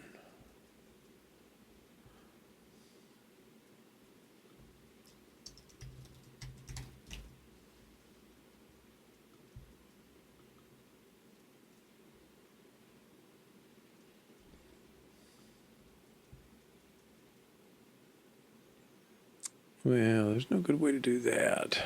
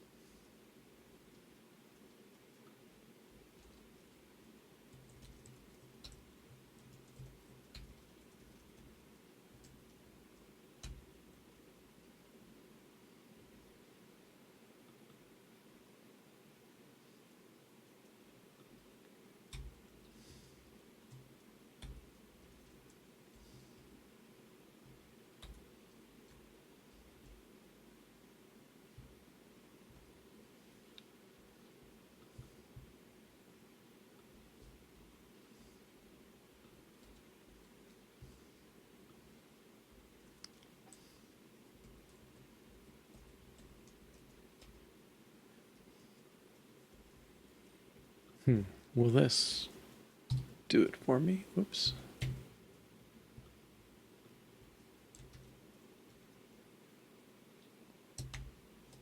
No. Okay. Yeah.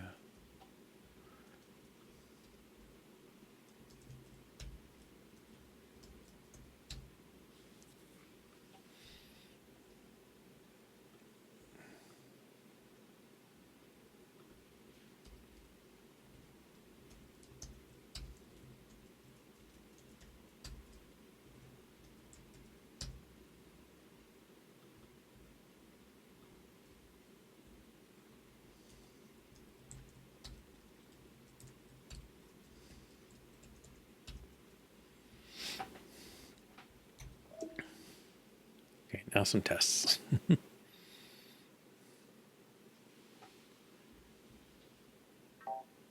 He doesn't like how I organize those. Okay, so this is dates, date range.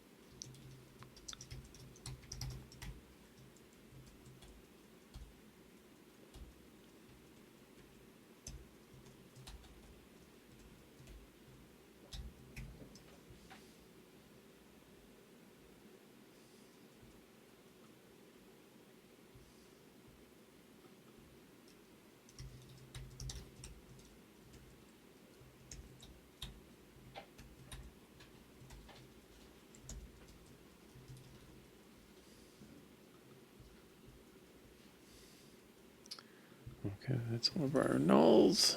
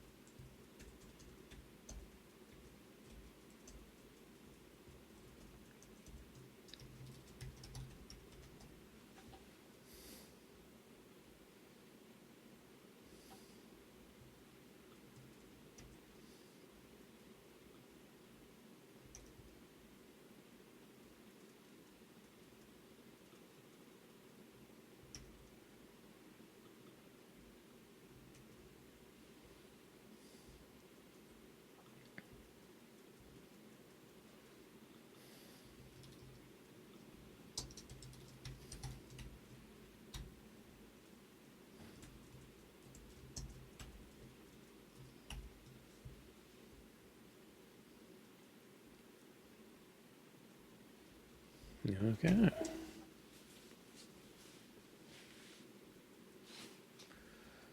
Well, missed a few. Okay.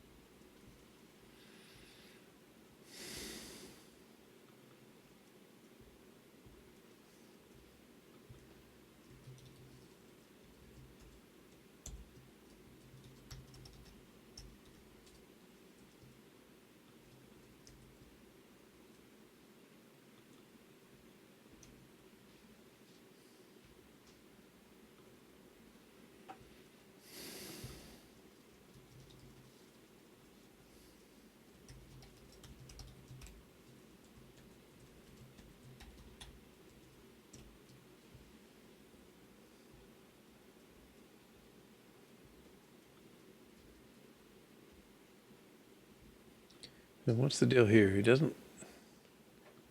All right.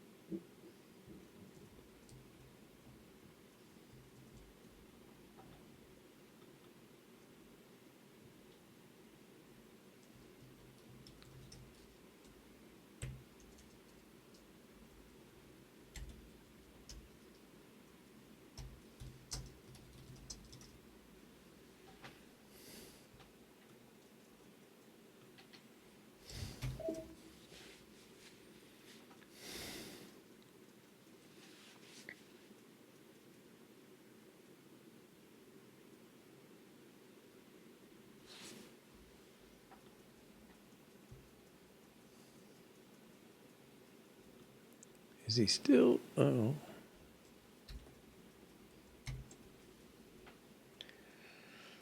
Okay.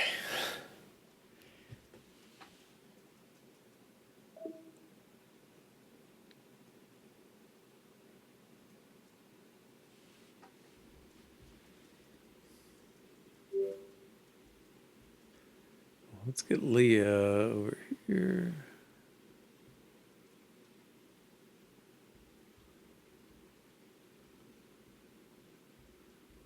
Okay. So now we have DateRange coming in. Let's take this out. I think that can go together.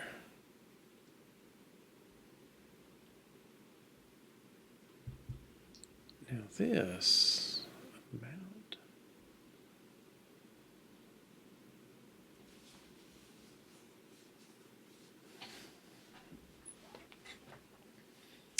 Okay, yeah, I want to get this one done as a DateRange now.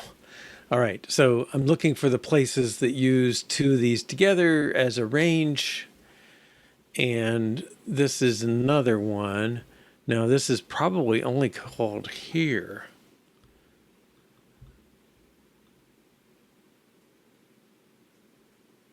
That wasn't very satisfying. I think it's probably only called here. So I can do dates is DateRange.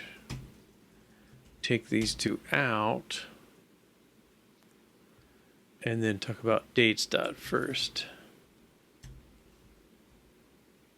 and dates dot last. Okay, and this is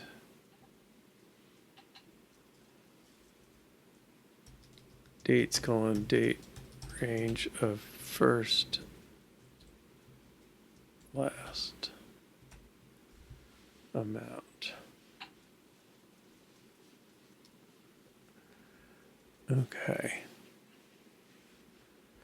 Now, hopefully that's the only place using that.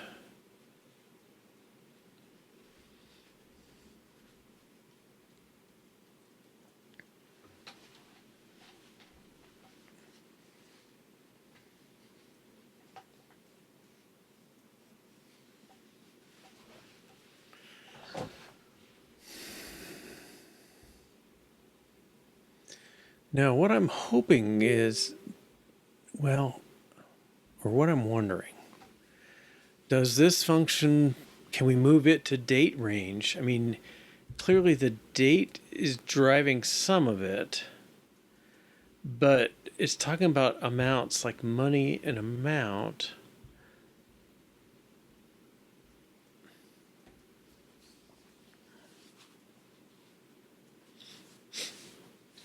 So I'm giving you a date range, and I'm saying for this amount of money and this month year that it happens at, and these people, how much should that be worth?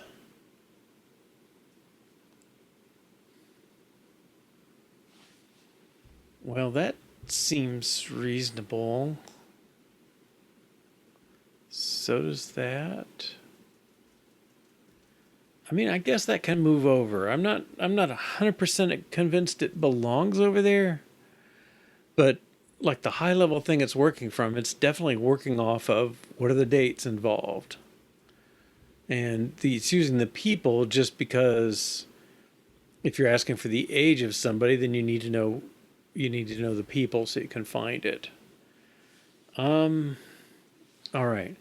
But our test pass, so let's we've introduced date range to hold to date specifiers.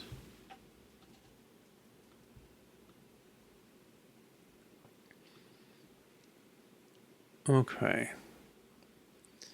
And then now I kind of want to know who's using first, because I feel like that should be not really needed. Pool. Start month, end month. Edit pool view.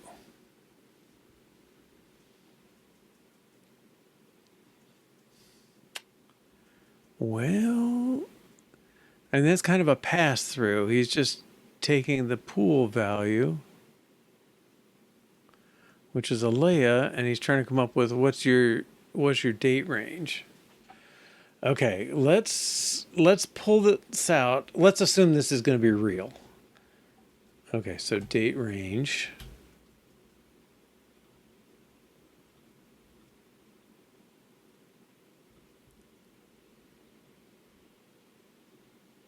So Swift file, date range.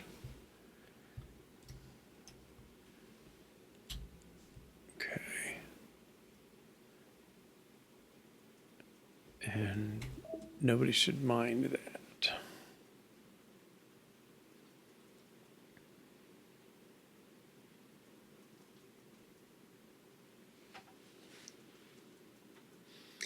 Now I get carried away, but I prefer to check in just this much for a get because I'm moving files around and it just, deserves to be its own thing. Okay.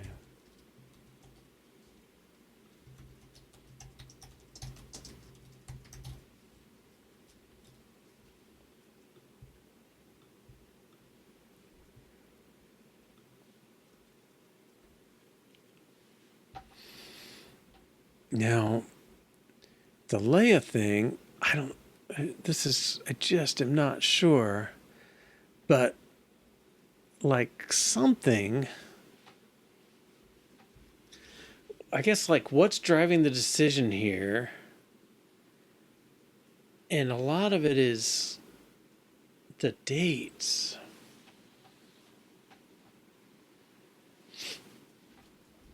On the other hand, it feels strange to have dates worrying about money and people, because dates doesn't know anything about those.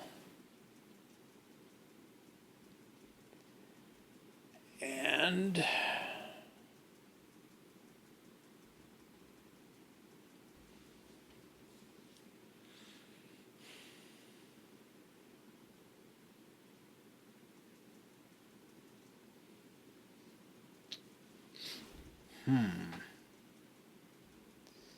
I just don't know.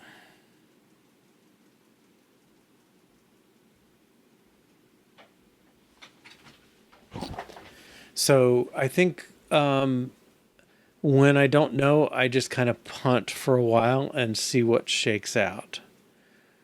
Gosh. And it is a self-contained function. I made it static, and all the information it needs comes into it. Could I say DateRange dot amount at month for this? I kind of could. All right, but in terms of punting, let's go find. There's start month, end month.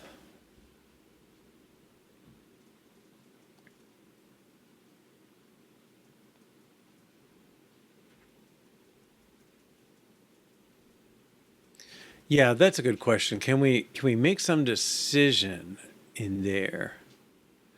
He'd still need to know the people because the age comes in, but maybe age is a date thing, and that's not unreasonable. All right, so what are we doing? So if it's unchanged, we're going by the last date.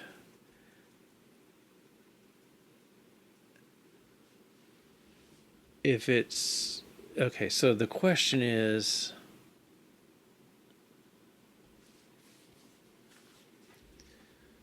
I guess if we gave it the at month, right? Because everything is either a zero or amount.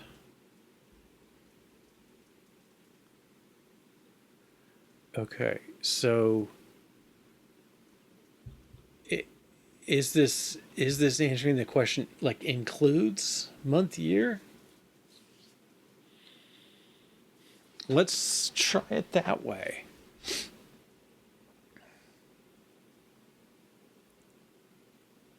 Okay, so I'm going to pull this up.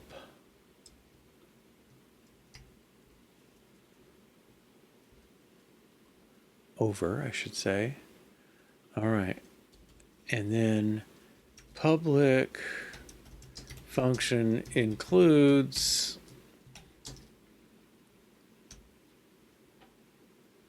month of month year, returns a bool. So this is a decision kind of thing. And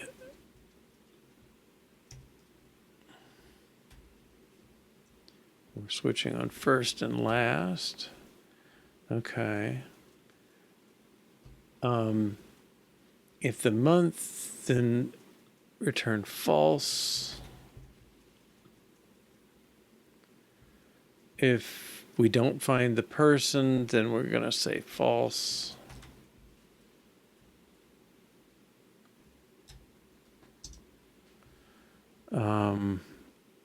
If we find the person but their state is wrong, we'll say false. Okay. And this is true.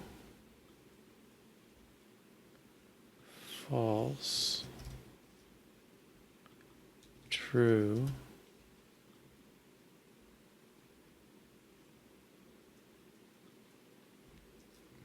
false. False and true.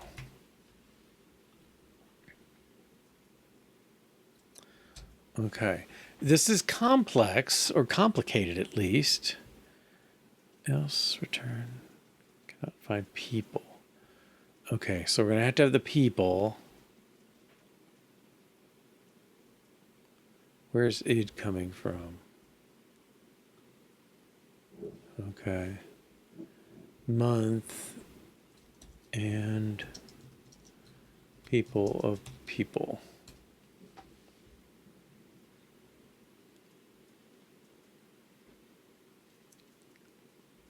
Okay, and then the layer change, then this becomes much more simple, right? This is really dates dot includes month people. If it does, return amount, otherwise return 0. All right, let's see if this gets through all our tests.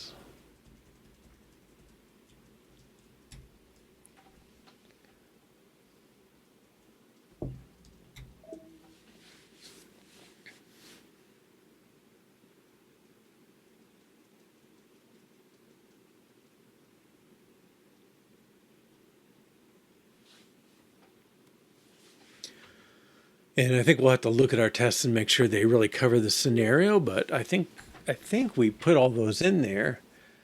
All right, so that's good.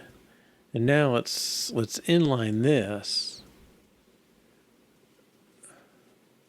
Well, is anybody calling this? Just that. Okay, so I can inline this.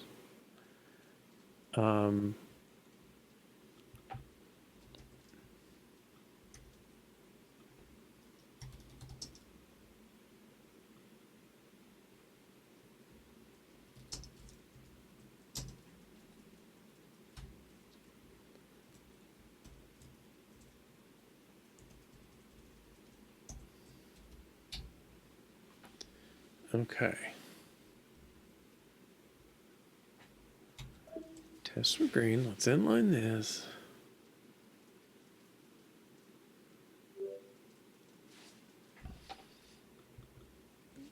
Okay. That goes out. Well, I like the way that reads better. I'm still not sure the dates range is quite the right way to go here, but what's the amount at a month year with these people? Well, figure out the date range. If the dates includes that month given those people, then you get the amount. Otherwise, it's money 0. That makes a lot better sense to me.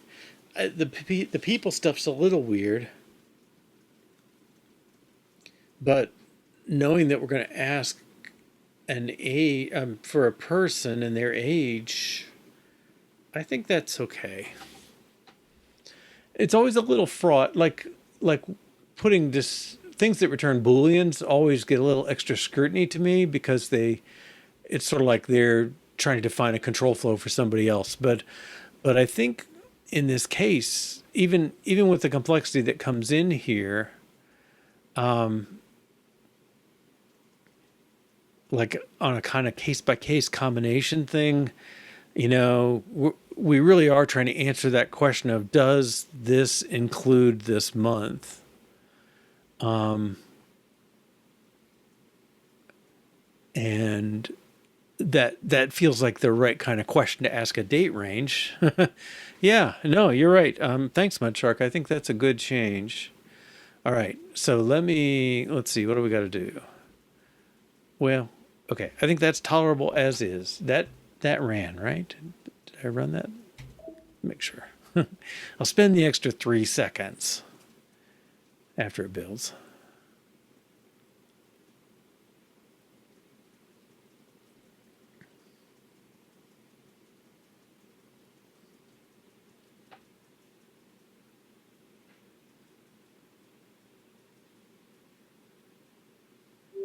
Okay. Right. So make DateRange have maybe its own the decision for whether a date given people for ages is in range. Okay. That's a good one. Yeah, that was kind of the motivation originally for me to move DateRange, was seeing this function that was so tied to dates. But you're right, amount doesn't belong in there, and making a decision feels like progress. The only thing left, though, let's find the tests for Leah. Or Leia. Tests. Okay, I think Leia probably makes all these tests. Now, merges is a function she has, but determines amount outside month year range. Yeah, I think this this test really is a test of DateRange. Let's add a test for that.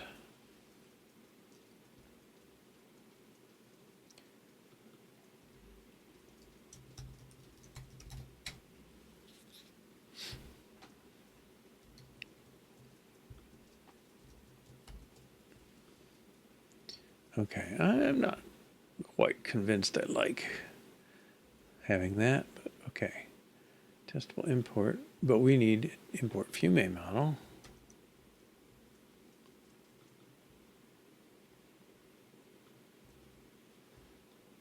Okay, and this belongs up here.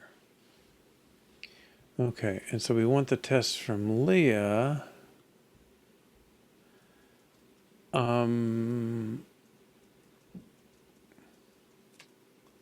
Let's pull the tests and then see what we need. Amount. Yeah, those are all the amount tests. Okay.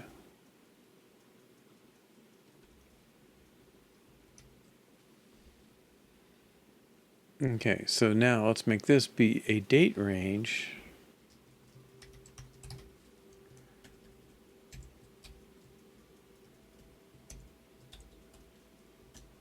Of that, and then amount at 29.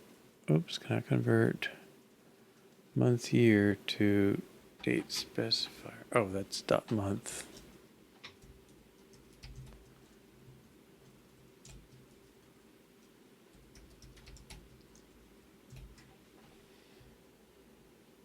Okay, and then we had people was defined in Alea. Just empty. Okay.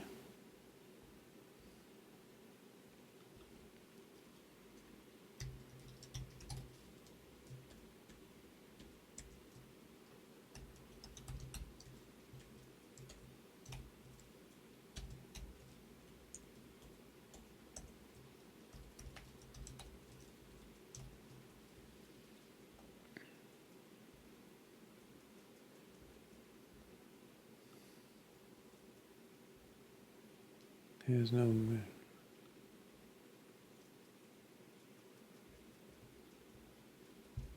Where's our date range? Oh, it includes.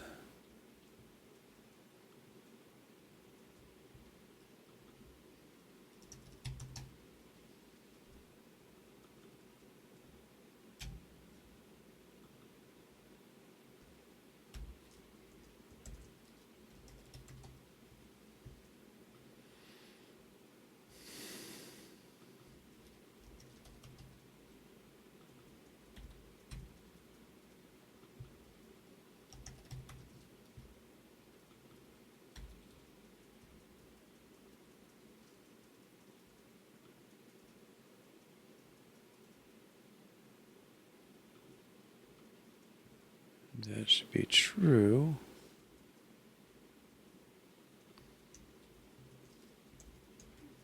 These are falses.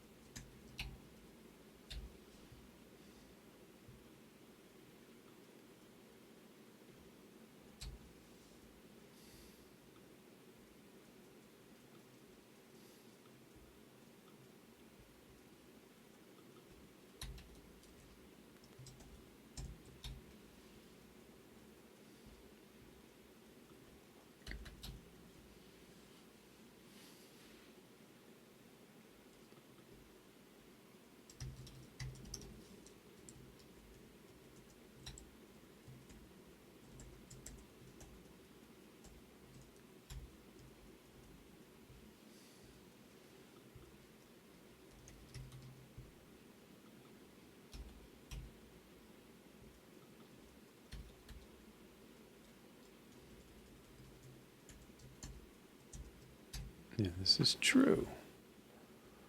Okay. I'm going to put a break here just so we know we're running this test.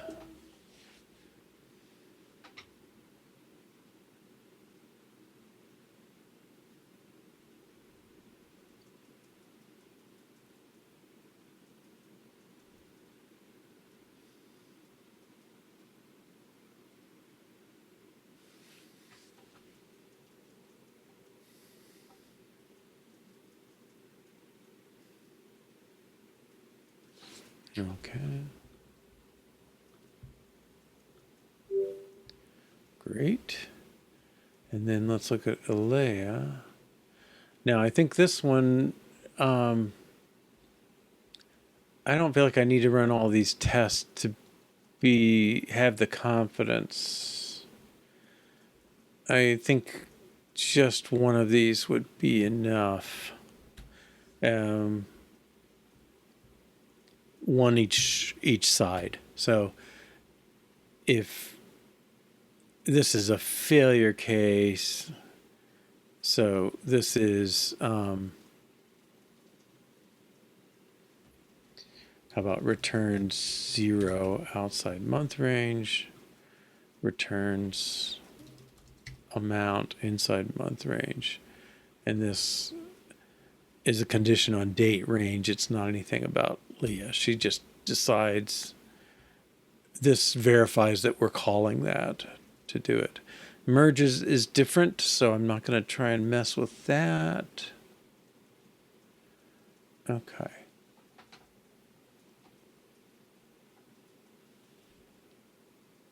Oh, these look more like person tests. I mean, I think these two belong in the other one.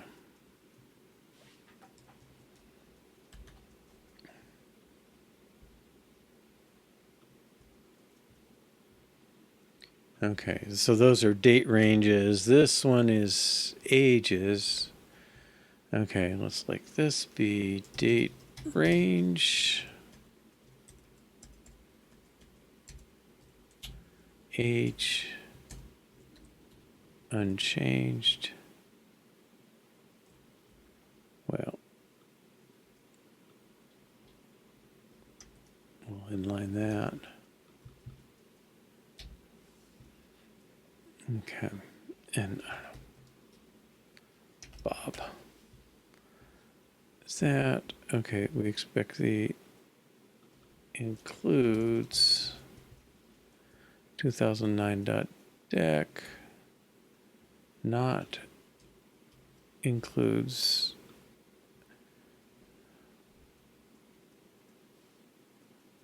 stuff before their year, but does include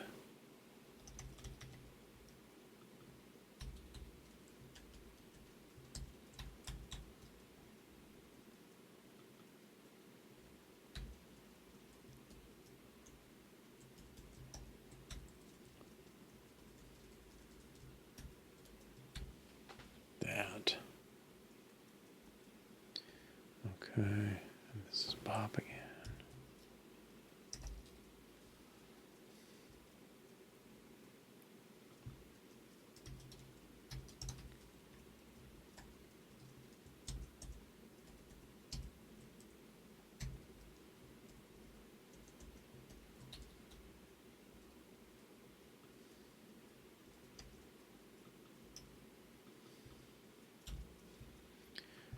Okay, so includes at this range should be true.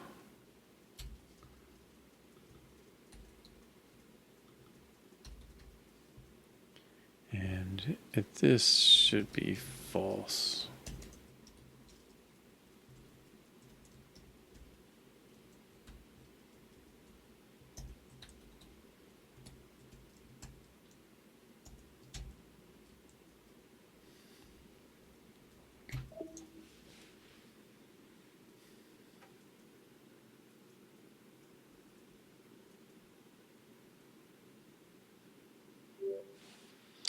All right. So we moved tests from Leia to new date range.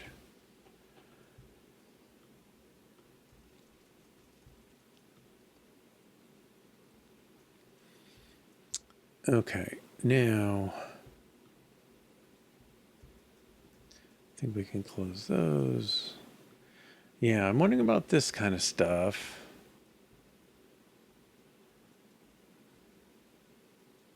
Like, what does he do with first month and last month?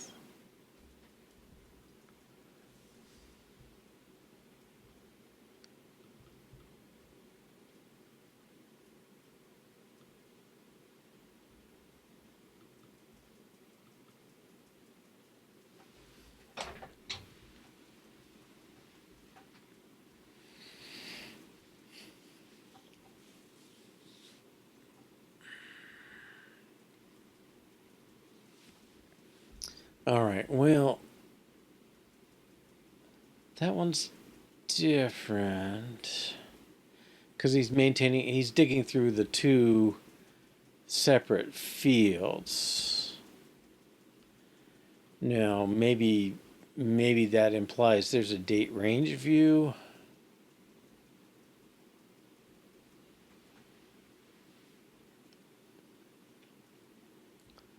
Yeah, let's make that a question. Okay, so that's fine. Okay.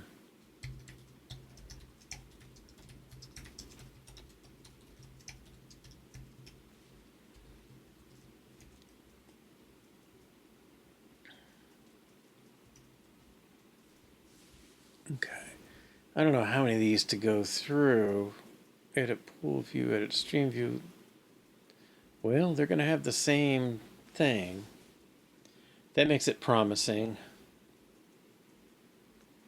Okay, let's see who else. No, it's not really relevant to this one. There's another date range view. Okay. Edit pool, edit stream. Okay, that makes sense. Plan view.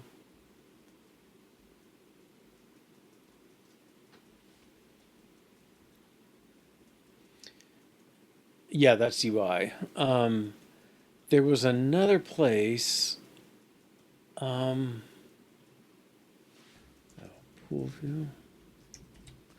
I'm curious where the people who write the descriptions are.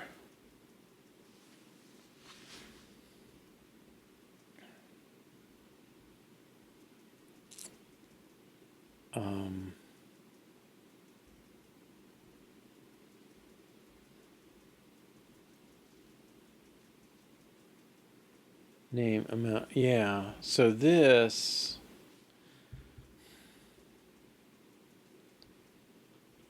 right, pool dot first.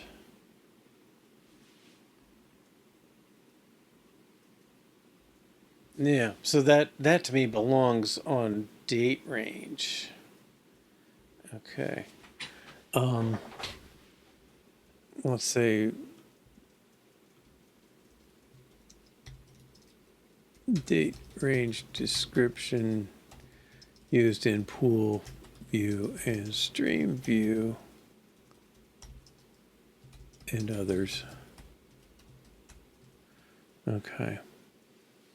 Should we show unchanged or skip the dates? Yeah, I think you're right. I think that probably should be a view. This description thing, I think maybe belongs on pool dot dates. You know, that that field, we want that here. And really that's, yeah, pool.dates.description with people. That seems like a thing it should know because it needs to know ages again. Yeah, okay, so I'm just kind of peeking ahead for tomorrow, I guess. Add plan view. Oh, that chooses the view, okay. Create scenario view. Well, scenario doesn't apply so much. Person, I don't know. I'm almost thinking death date should not belong in here.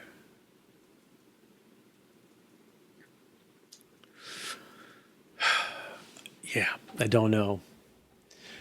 The way we use it, the way we don't do anything with it now. The way I'd like to use it is I want to be able to say, if I die in 2030, well, be generous to myself. If I die in 2050, okay, that will affect my wife's Social Security because her Social Security is based on mine. Yeah, I think that's true. There's no vice versa there. But that should be tied to that. But that date, I don't know that date has to be, to me, that date's more part of a scenario than a person per se. So I don't know if I'm just dragging that around for that case that hasn't come up yet. I think we got a lot of death nils kicking around. And you don't have to do a whole lot of plans for people who've died. You may have some dependencies on it. Okay. Well, anyway, we'll pick up there tomorrow on this for the date stuff. I think there's more date ranges kicking around than just these view things, though. So we'll find them. But I like this idea of a separate view to edit a date range because that really is the thing that's going on. And we might be able to come up with some better looking editors or something. All right. Well, that's a good thing for now. I like that we got this testing thing sped up so significantly. We're still paying the build price kind of high, I think, but I believe we're going to be all set. We'll feel the benefit even today. I think we have a little bit. And going forward. And then when the new one comes out, new Xcode comes out that supposedly is much smarter about rebuilding things, then I think we'll really get the benefit. And, almost everything will be a few seconds instead of enough to make you pause and wait while I take a drink and wait for this and wait for that. All right. Well, thanks for your help today. How do you stop the streams connected to you at that date? That's the thing we got to worry about. Yeah. But we can say this, the end date for this is the death date of some other person, but where do we put that is going to be the question. So, all right, well, thank you, and I'll see you tomorrow or in the future. Take care. Bye-bye.